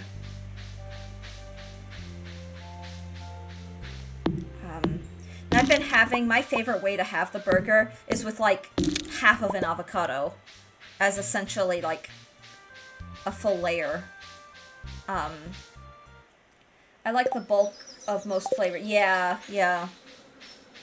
Well, being able to enjoy a diverse palate, I think that's something that, so when I first found out, like, hey, you really need to start limiting certain kinds of foods, I honestly was kind of, I don't want to say resentful, but I was really frustrated. So it's like, oh, you're telling me to cut limits, to limit all the things that I like the most. And I feel like I'm lucky that I do like things like fish and other, but I was so, like, it was just a little frustrating. I remember when my doctors were like, you should be favoring like things like oatmeals and for breakfast rather than like eggs and breakfast meats. And my first thought when I first started like making my own oatmeal from scratch was like, I'm not gonna lie, I kind of hated it. I did not care for it. But I got used to it. Nowadays, I actually look forward to my oatmeal because I prepare it and I have had years to really figure out all the ways to make it taste very good. And that is, I've completely 180'd on that ever since. But it sucked. Starting out, it was like, ugh. Like, it does make me understand why, the frustration. You know what would make society better? What's that? Cutting back doesn't necessarily mean saying goodbye. Exactly, like meeting just married honeymooning women in tourist areas just means that making everyone cook in beef tallow. Yum. Yum, yum. But yeah, limiting things, that's something I've had to remind myself. And what I find is, like, when I go and have brisket, like a fatty brisket, I enjoy it in such a way because I know I'm probably not going to have this for the rest of the month. And I'm more than okay with that. Because it just makes it extra special. It means I really don't take it for granted and can really enjoy and make the most of it while I'm having it. Was original McDonald's fries made with beef tallow? I believe so, yeah. I ditched my oatmeal for sourdough bread. Aw, well, sourdough is... Oh, it's so good. I might start getting into some, like, sourdough bread making, too. Maybe. I probably won't ditch oatmeal because it's such an easy way to get a hell of a lot of fiber early in the morning. And it's very filling. So I found I've come to really enjoy... To steal a phrase, make fast food great again. Beef tallow. You know, I've seen there's a trend where people use beef tallow on their skins as like a moisturizer. And I know that I think it inadvertently is associated with certain like political things, which I don't want to get into. But objectively, like, I think that could be really good. Because I used to, like, olive oil can make for a good moisturizer. Plus supersizing the fries for an extra 39 cents. What a deal. I ditched for this week, like, my oatmeal, but I made bread and no one wants to eat. Aw, well, that sounds cozy, though. It's nice every now and then to have something different. Like, I haven't done this in, at this point, years, but every now and then I used to just make pancakes. I would just make a bunch of pancakes, and we'd have that. And then, like, I like my eggs and bacon, or eggs and meat breakfast, so that's my treat meal. That's my treat breakfast. Something like once a week. Just once a week. Like, I will choose to do eggs and... Because it's still, you know, you're getting, like, the protein and everything. It's not that it's necessarily the most unhealthy thing. It's just for my kind of dietary goals. I have to, favor certain foods over others. It's so,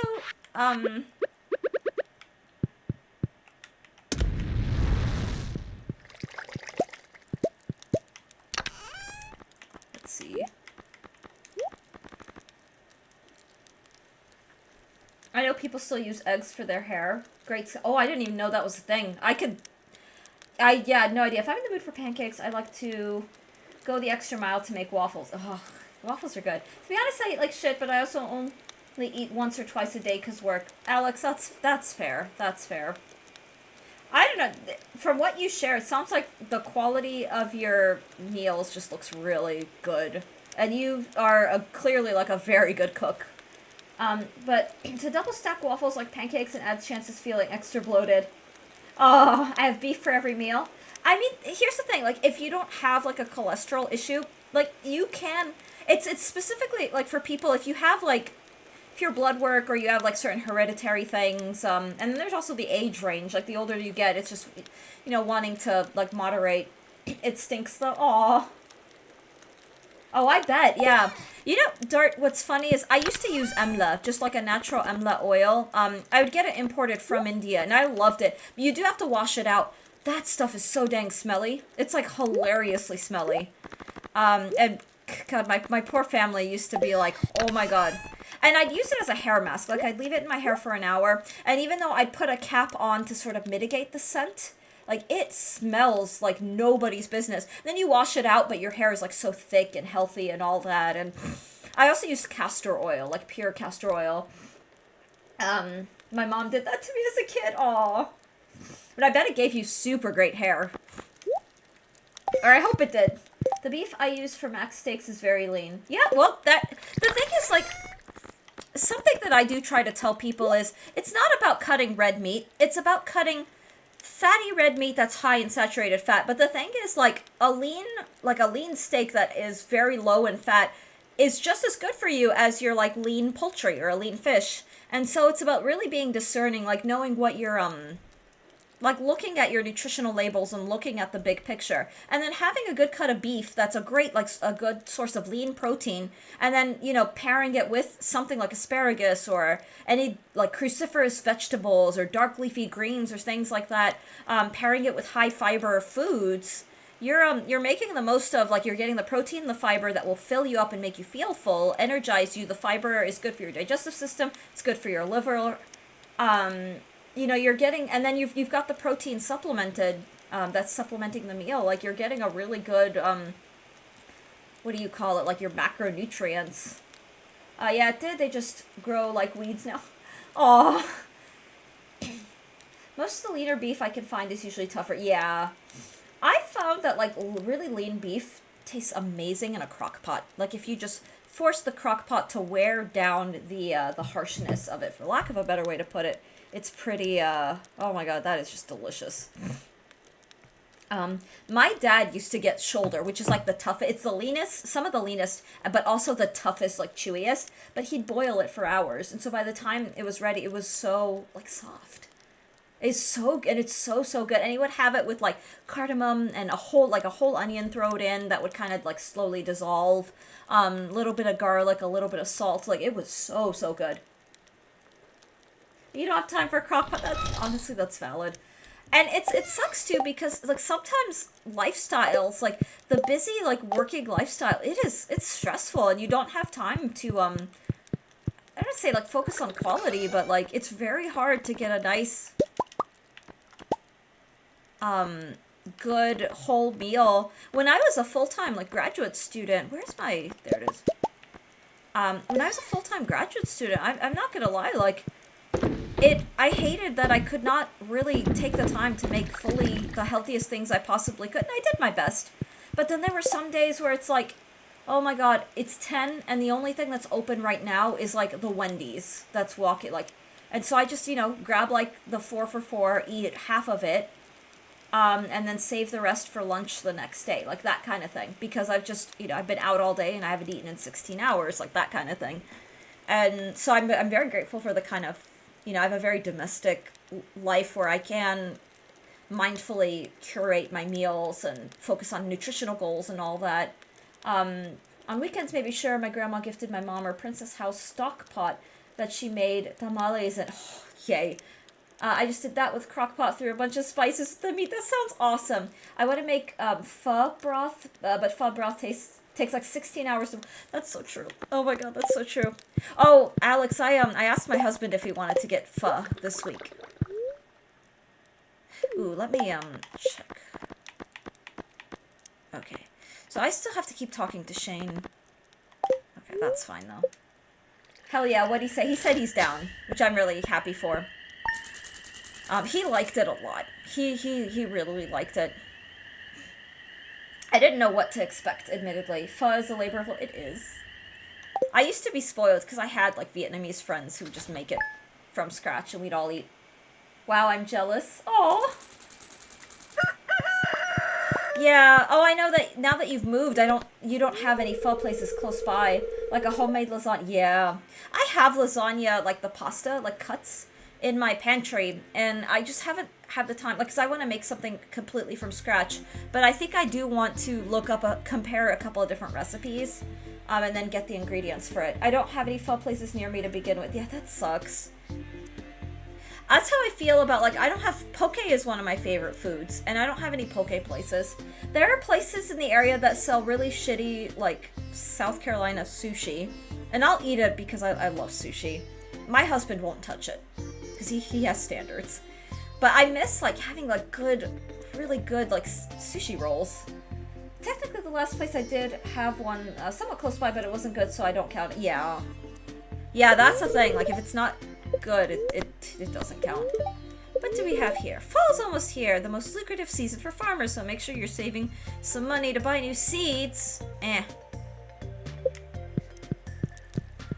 probably... Ooh, a smoked fish. Let's,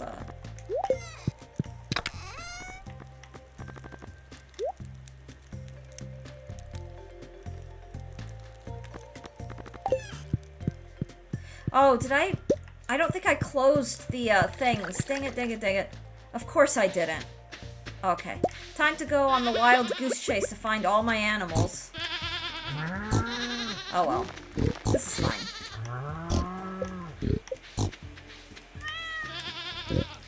This is actually fine.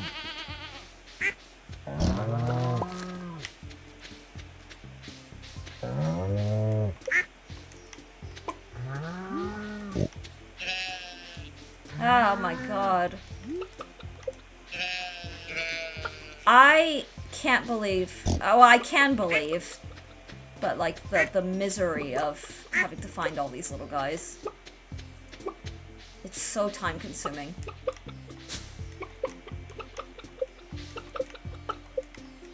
Okay, some of them might still be hanging out. Nope. Ooh, let me, technically the last place did have one, somewhat close by, but isn't good.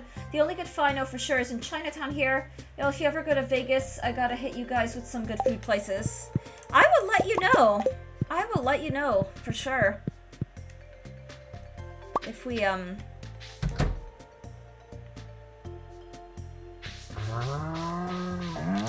think I got everybody. Oh, I don't know. Darnell the duck and Dart the goat. Okay, I see a goat up here. There's Dart. Yay! And then I need a duck. Darnell, where are you? Darnell is actually a really, really stinking cute name for a duck. Well, I found Alex. But where's Darnell? Darnell's not usually missing in action.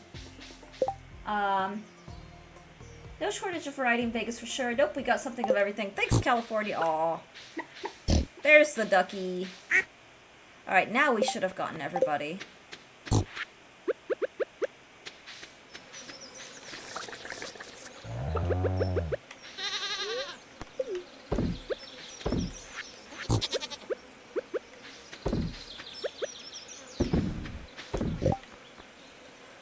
Alright, and no shortage of Degen Limit Omaha 8 high-low players either. Oh. I'd probably maybe stop at the Orleans. I don't know about that one. Vegas is getting less and less popular with the gamblers. I wonder why. I wonder why.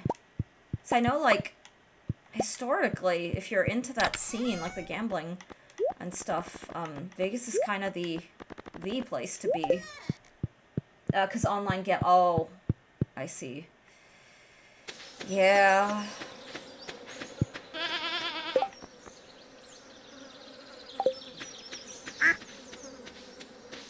plenty of regional gambling and online options. Gotcha.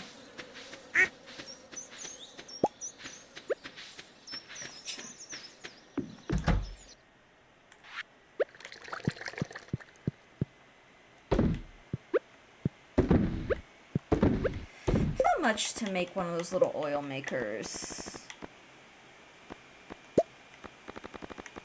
Slime, hardwood, gold. Jesus. Okay. Okay, well, I might make a few. Slime, hardwood, gold.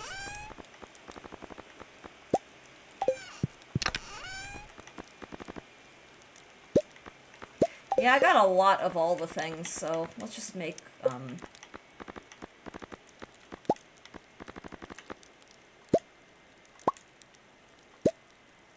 okay, that should do it. Yeah, we still... still have plenty of good resources. Let's see. And casino... Oh, okay. And casinos are getting more and more corporatized, so they're nickel and diming everything in an effort to take away from their existing base, which is alienating new folks. Yeah, that'll do it. The nickel and dime thing is just such, like... We used to have a Buffalo Wild Wings in Florida that really wasn't doing well, and it was really slummy. But as they started getting desperate, they started charging for the complimentary, like, ranch and, blue cheese. But they didn't tell you. They would bring it out to you, and then they'd add a almost $2 charge for one of those things, and they'll bring out 2 or 3, so you get like an extra $6 in charges for the little cups of ranch. Like, who the hell doesn't have wings with ranch? Like, you know what I mean? Like, it's just a thing that everywhere else they always did it. I looked at that and I told my husband we are never going back, because the prince that is, like, it was very sleazy to be told, like, to not be told, like, it's something that they brought out, and then they charged. Like, it was like, nope, I'm not doing this. Kind of thing. The Domino's was probably sports betting getting legalized outside of Nevada. Yeah. So really they're just shooting themselves in the foot. Well, the first mistake was going to B-dubs. I like their wings. I'm not gonna lie. Like, I do like their wings. Nevada's still popular with gamblers that don't have a local options, like Utah and Hawaii. Oh, okay. Oh, I didn't know that. I did not know that.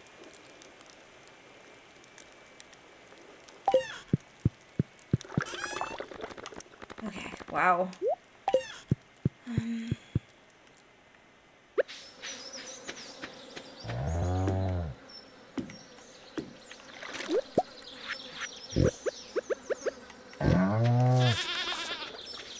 Yeah, worth it, because the pigs are really, they are working so hard.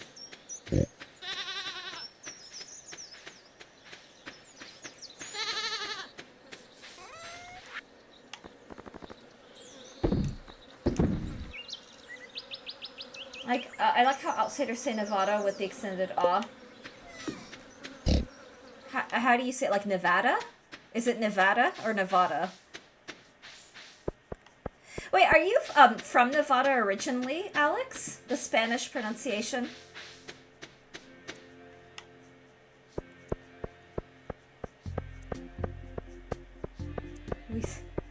We say Nevada. It's funny.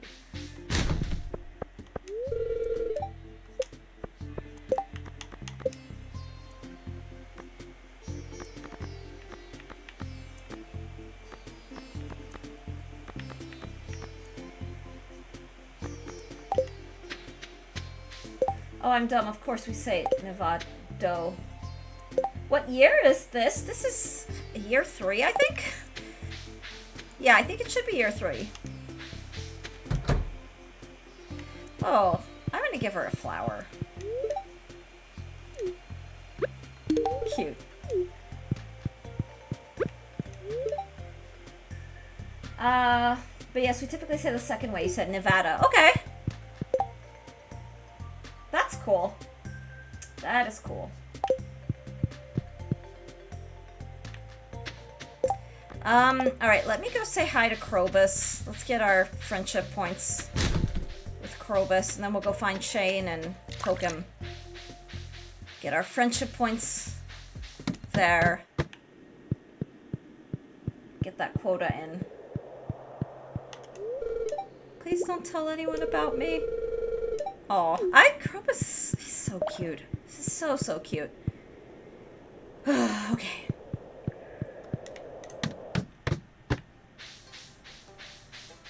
I'm not originally from here, but I've lived here for so long and for so much of my life. I can confidently say I am from here, but I don't tell that to Uber drivers who seem a little too privy to your private life for some reason. Sure.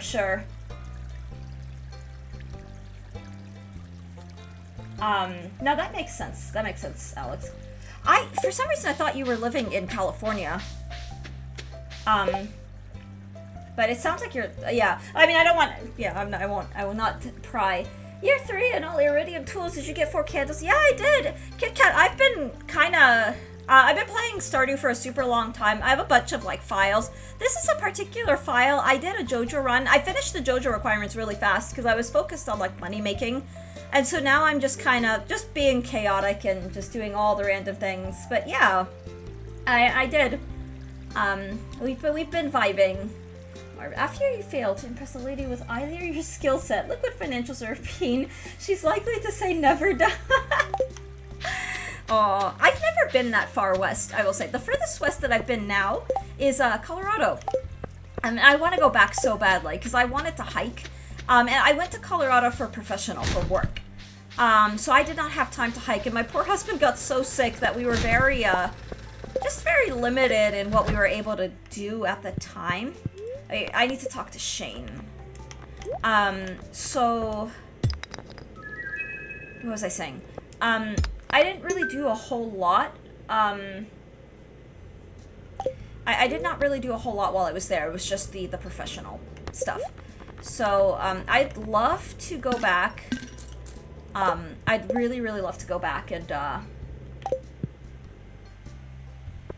do a proper, like, Rocky Mountain hike. I don't know when that'll happen, though. Ooh, I've talked about living in Vegas a few times, but that's okay. I just talk about California a lot because I like going there a lot and because I do just hang out with, aw, I love that, Alex. Yeah, and when conversations do get to geographical regions, I do try my best to, I don't like to, what's the word? I like to just keep it kind of neutral in general, but yeah, I just assumed, yeah, West Coast. Nevada is technically West Coast, but it's not like the coastal region, it's just the western part of the country. But that's pretty cool. That's pretty cool. I had it backwards in my brain. I thought you lived in California and then visited Vegas, so that's really neat. So you really do know a lot of, like, stuff. Plus I do have roots there too, so I do have some business. That makes a lot of sense. Most often end up in Colorado to change planes at Denver, often United Hub. Oh, yeah, I've never had a layover or a... At the moment, we're kind of just avoiding, like, flying at all costs, just because the way all that. That's a funny thing, yeah. What happens? I know, like, so Lex is a string player, or was a string player, and I never remember, in my brain, like, I was thinking, when we were talking about the violist, I was like, wait, is Lex a violist or a cellist? I think he's a violist, but I can't remember. Like, things, like, just little things like that. But I try, like, I do actively, like, oh, I don't want to be, like, a cheesy, like, oh, I care, there, but it's the invested in the community aspect, on the things that make us all unique, and the things that we are all into and that we do. It matters to me. A pike frenzy has begun in Cindersap 4. Ooh, not to pry or anything, but did you get any follow-up with the presentation you had to do for a class? Are you asking me?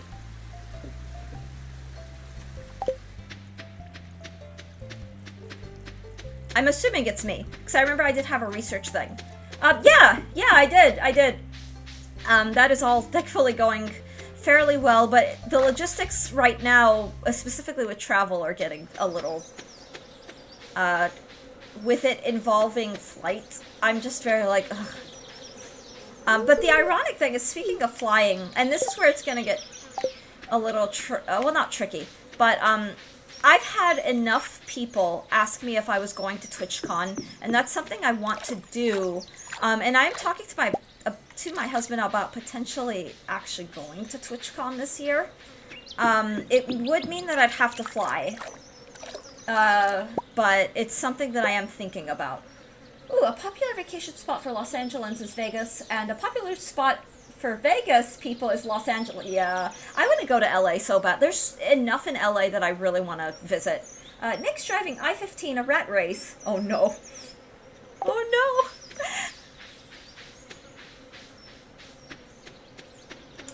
Yeah, I do hear you there. Wait. I'm chatting with everyone that I'm forgetting. Okay, so Shane's still at 9 hearts out of 10. Okay, so here's my plan. For unlocking that, those scenes, we'll start off with the guys first, which means I have to go to the saloon. Once I have maxed out my hearts, once I have all 6 boyfriends, I have to go to the saloon to get the confrontation. I think the game plan is to have that scene trigger, and then reset the day, so I don't have the negative benefits. The negative consequences. And then we go back with the rabbit's foot, and then that way we get to see both scenes. If the game lets me do that. If it doesn't, I'll accept my fate, because, you know, I'm playing like a player here, like I'm being a menace, so I'll accept my fate. But if I can avoid my fate and have the rabbit's foot, it'll give us the chance to experience both cutscenes. So EOS TwitchCon is what I'm hearing. Maybe Alex. It depends on if we can afford it, because it's gonna depend on how expensive it ends up being. Like I'm waiting for the tickets to go live, and then I have to figure out the logistics of flying there, of booking the hotel, and that in my brain it's sounding like it's gonna add up so fast. Plus the budget for feeding myself and everything, it will be quite expensive. Yeah, so it's a matter of, can we afford it? Because right now we are still trying to build up for getting a house, and I mean just also build up so we're a little more comfortable. Because right now it's a little tight financially. We're getting by. We are getting by. It's the perk of not having kids or pets, is that, you know, we're getting by, but it's not I don't know how to put it. Diamond! Yes, this is why we go to the quarry, because you never know what's gonna spawn. Yeah, so that's the thing. But if it happens, guys, I will let you know. It is one of the things, especially as I grow, if I ever did a subathon, because it's something that people would directly benefit from, it's something I may consider, either having a funding campaign on Twitch for. That way we can do a proper safe meet and greet. I don't know that my numbers are big enough quite for that, so I don't know if I'd want to do that when my numbers enter the triple digits. I'm happy with the growth where it is, but I just don't know if I can justify that. Because once your numbers are in the hundreds, it's more likely that other people will be there, and so I'm thinking about a lot of different things, I guess, is the upshot.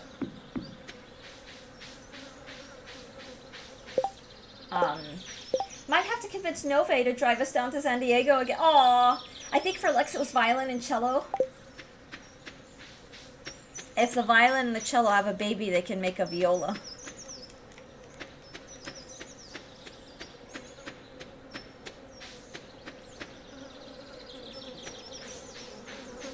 You know something I thought about subathon? What is that, Alex? I'm very leery. I don't want to do a subathon while my stream is still fairly small. I don't want to do that.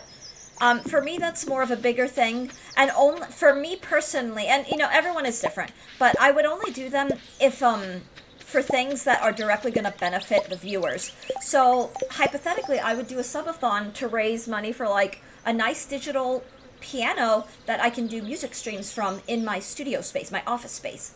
Something like that would be a subathon. Something that gives back, to the community. Have a value convention in Fresno in the middle of August. Ooh. Well, for streams in general, they're more fun when people are actually watching and participating. Yeah, my stream is. We're not there yet, and that's fine. That's fine. Because at the end of the day, we've got a community here, and it's a community that I'm so happy for. And while there is a business aspect to streaming, meaning whatever. I'm not. It's not, I don't know, it's ambitious is not the right word, but I'm at a point where I'm I'm really happy with where, I think all the animals are, okay, they're all just hanging out now. Can I, poke them? Okay, they are still awake. But I think that's more of a decision to make when you're a little bigger. I mean, I don't know, because the thing is, people do subathons all the time, or I'll see people with like very small channels where they have the push to partner like goal. Now getting partner is very hard. There's my kitty. Oops. People could do what they want, but my 2 cents, you got no business doing a subathon if you just hit affiliate and have like 50 followers and average 1 to 2 viewers a stream. Yeah, that's fair. That is fair, Alex. You have to cultivate growth. You have to have a community to start, and you have to have the numbers, because people will take you a little more seriously. And it's just for better or worse, it's the way it is. There's parasocial transactional side to streaming that can be simultaneously hilarious and sad. Yeah, Barfred, that is very true. I am a believer that friendships can happen and be very meaningful online, but to avoid the parasocial stuff, the two people have to be on the same page. And that's where the parasocial stuff gets really messy, where like a fan of somebody like gets these ideas that aren't really there, and that's where the parasocial stuff like really comes in. And it's so tricky. God, I don't think any of my animals are out. It'd be so funny if there was like a duck swimming and now he can't get in. But, it's tricky. And you see it a lot, because the thing is, I think a lot of people who become susceptible to parasocial interaction don't realize it's parasocial, that kind of thing. So it's, I always tell people, protect your energy on the internet, especially on the internet.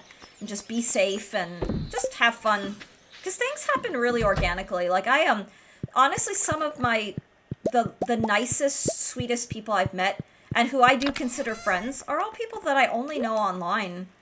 And I don't put any assumptions on what those friendships are or look like, but so when I got married, guys, I announced it to my Discord, like to HK's Discord and Baldman's Discord first.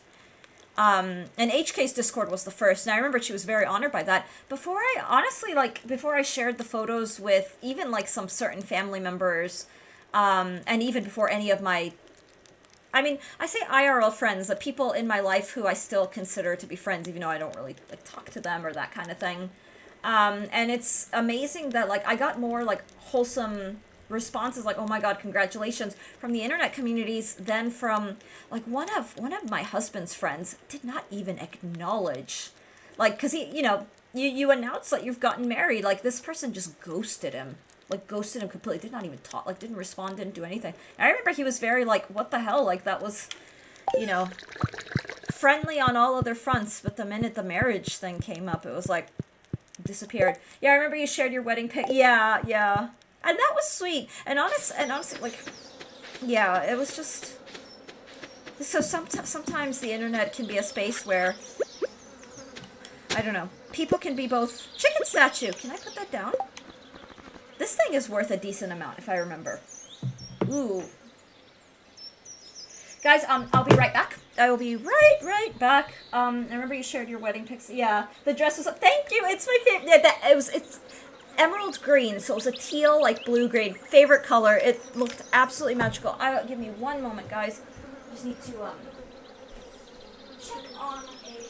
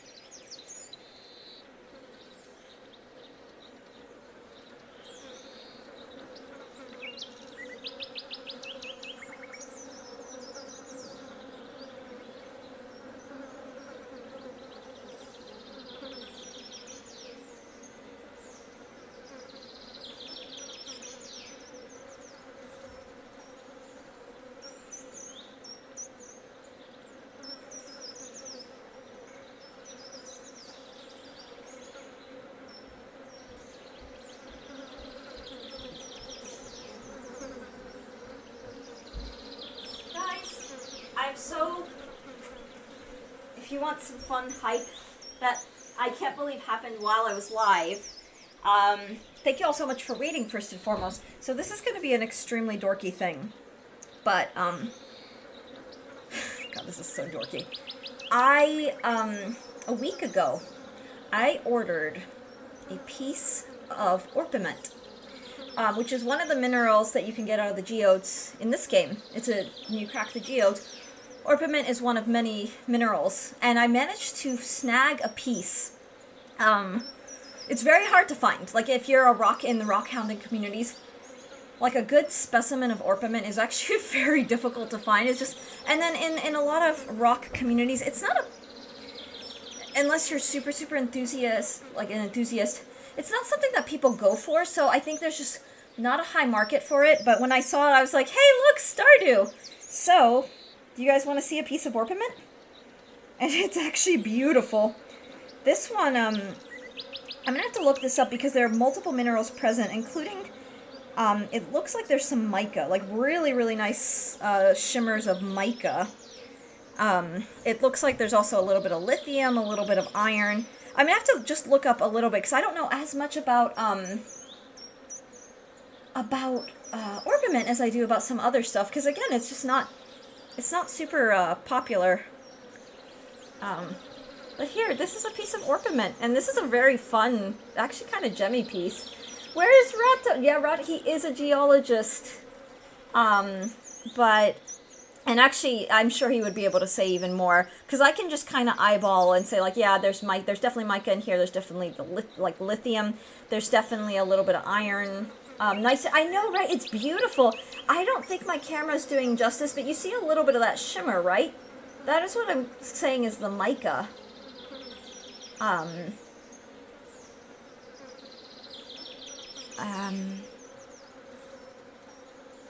There's quite a bit of shimmer in that, so I don't know. Looks like a big crayon! Rock communities, what about metal? I like metal.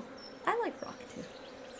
But, look guys, we have orpiment! And so now, whenever orpiment appears in a geode, we can, or a creamsicle, it does look, yeah, it does look a little like a, oh my god, yeah, a creamsicle, that's so funny. But he's got a little scab. You see that? I don't know. It's I'm just very excited that I got to share that with you guys.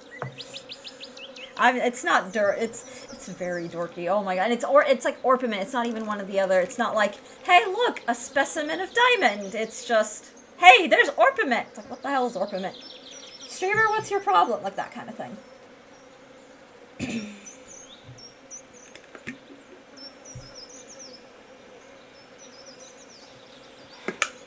Alright guys, again, thank you so much for indulgence. Just, it arrived, and because, like, I just wanted to get that off the front porch as soon as possible. Also because we've been getting a weird thing where, like, I think it happens specifically with Amazon packages, so I think it's happening at their warehouses, where our packages will come already open with stuff taken out of it, but it's not like, you know, like damage, it's like clean, like someone took a box cutter, opened it, and took one thing, and I had a point of frustration that was kind of hilarious, because you know whoever the dipshit was racist as hell, or at least I'm saying, because I sometimes, because I like ethnic foods, and so I'll order, like, Middle Eastern groceries and things from, like, the Whole Foods through Amazon, and I remember I bought a hair product from just, like, a drugstore brand, like Organics, and I remember one of the packages was slit open. And the person who took only the hair products and left all the, like, food, because it was in Turkish, and there was one in that had, like, the Sanskrit, and then one in Arabic. And so they clearly were like, oh, I don't know what this is, and they left that. They left all the food and then took the hair products. And I'm just like, what the hell? And it was, like, very cleanly cut, like, very deliberately cut, like someone, like, went through the package for stuff that they wanted to take, and it was just, I don't know, guys. It's wild. But I am, like, 99% certain that only happens, with Amazon stuff. But I don't like leaving my packages out on the front porch, if I can help it. Although, I don't know if anybody, like, they'd look at this and they're like, oh, it's a rock. Okay. This person's weird. Alright guys, again, thank you so much for indulgence. Just, it arrived, and because, like I said, I think it happens specifically with Amazon packages, so I think it's happening at their warehouses, where our packages will come already open with stuff taken out of it, but it's not like, you know, like damage, it's like clean, like someone took a box cutter, opened it, and took one thing, and left all the, like, food, because it was in Turkish, and it was like clean, like someone, like, went through the package for stuff that they wanted to take, and it was just, I don't know, guys. It's wild. But I am, like, 99% certain that only happens, with Amazon stuff. Or I don't know. I've had people call me weird. But yeah, Dart, when Section Rat does come back, like when he comes, I'll have to show him the orpiment.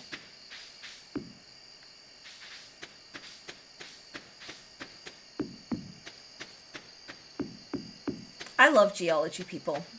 Lots and lots of fondness there. I think geologists are great. And I believe Section Rat's specialty is hydrogeology. I also just love that we have members in chat who are seriously so dang cool. And it's fun because, you know, a lot of people are, you know, we're all kind of here. And we all have our quirky senses of humor, or we're really chaotic. And yet there are so many people who are just, like, seriously, mind-blowingly amazing. And I love that. And Section Rat is someone I have tremendous respect for. In that regard as well. Aw, yeah, yeah. But one of the reasons why I do enjoy streaming is that, I don't know, maybe I'm just a little out of touch. I feel like with the advent of social media, it's created spaces where a social profile, I don't know, there's a certain, I don't know how to put it, like, social media is extremely, like, it can become, narcissistic, and I've personally found that I don't really forge connections on social media, because, and that's fine, it is what it is, and I'm accepting that. But when I first got into, like, social media, for me it was like, I want to connect with the people in my life, but I was finding that, like, that was only one-sided. Like, people, you know, you get people, like, adding you on Facebook or whatever, but they have no interest in actually, like, being connected and having, like, a mutual exchange. It's mostly people want to share stuff about themselves, and that's it. And that is what it is, you know. It's not, I really am not antagonizing anybody, because we all gotta do what we all gotta do. And then in this day and age, social media is really about, what can I sell? Which, again, like, I get it. I really get it. But it's, ooh, let's grab the rest of these. But it can make online spheres, I think, pretty lonely. If you are the sort of person who, like, wants community and wants connection. Hey, wow. This is a Starfruit, I believe? Oh, it's just regular. It's just normal wine. Now, Facebook is the new security camera. Yeah. Oh my god, even, yeah. No, there's a cringy-ass, like, trend happening on Facebook. I am serious. One of these days, I'm just gonna cave and just delete my Facebook. Like, I can't stand it. And it's another, not wanting to be doxxed, because I have this online, you know, I have the Crystalios persona, and I don't want those personas to overlap. Like, I am not interested. Whoops. That's not what I meant to do at all. Okay. But anyway, it's something that I learned over the course of the 2000s with not only the advent of social media, but the proliferation of social media across all spheres, and especially pandemic and post-pandemic, where it's really become spheres with, like, algorithms and all this stuff. It's become about, how can I be an influencer? How can I sell stuff? And I'm not gonna lie, like, I get that that's how, like, businesses, if you're online and you have a brand, like, I get how that works. But it's just one of those, like, it gets exhausting so fast. It really, really gets exhausting. And part of the joy of streaming is that you do actually, like, I don't know, you get to chat, like, you get to talk to people, and you get to connect if you know how to connect, or even if you don't know how to connect. I don't always, I don't know. I try my best. But I know that I have my moments of, like, I have my dipshit moments, but having spaces where you're, like, actively communicating and forging connections with people, whatever those connections look like, I think it's special. At least if you hit your chest with your pickaxe in Stardew, the chest doesn't explode. That's so, oh my god.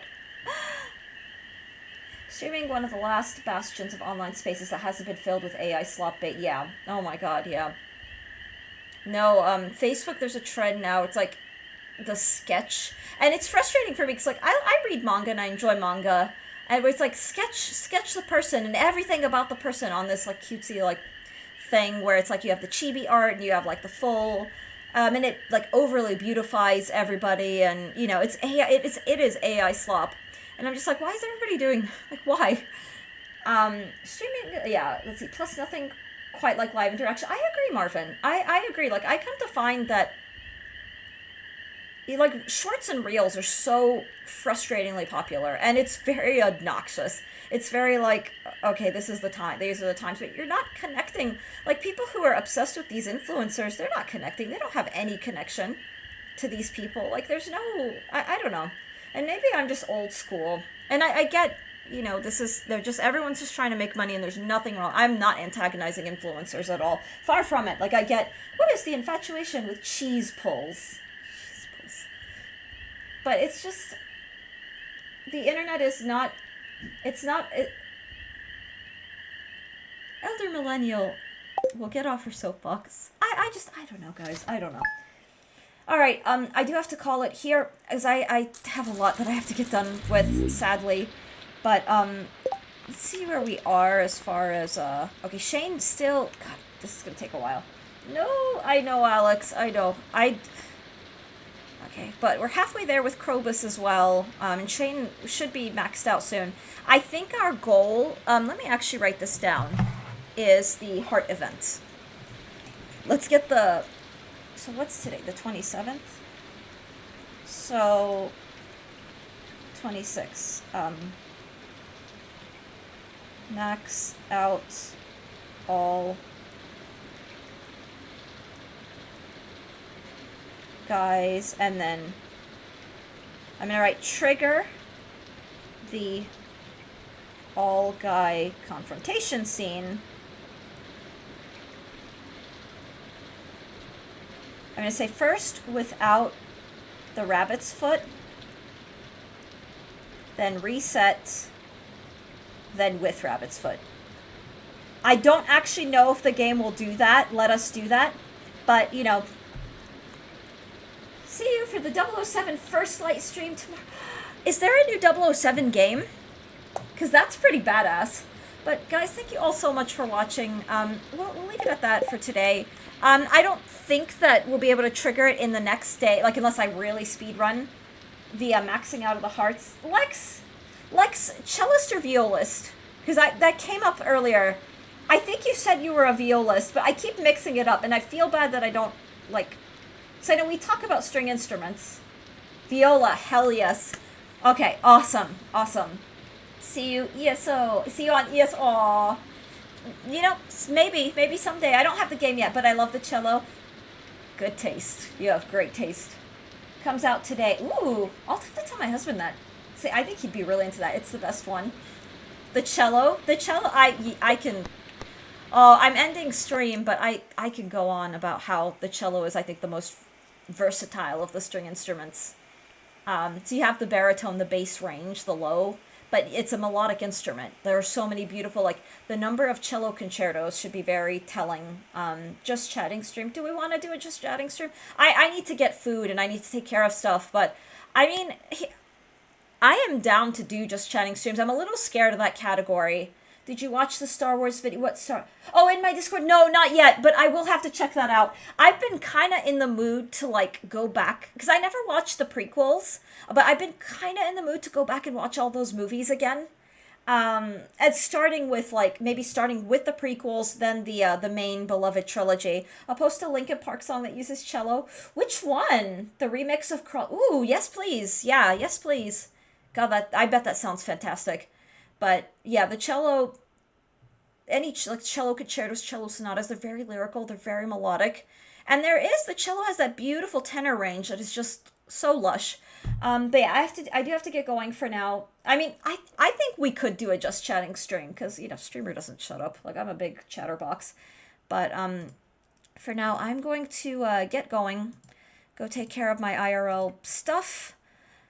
All of that, and... Yeah, tomorrow,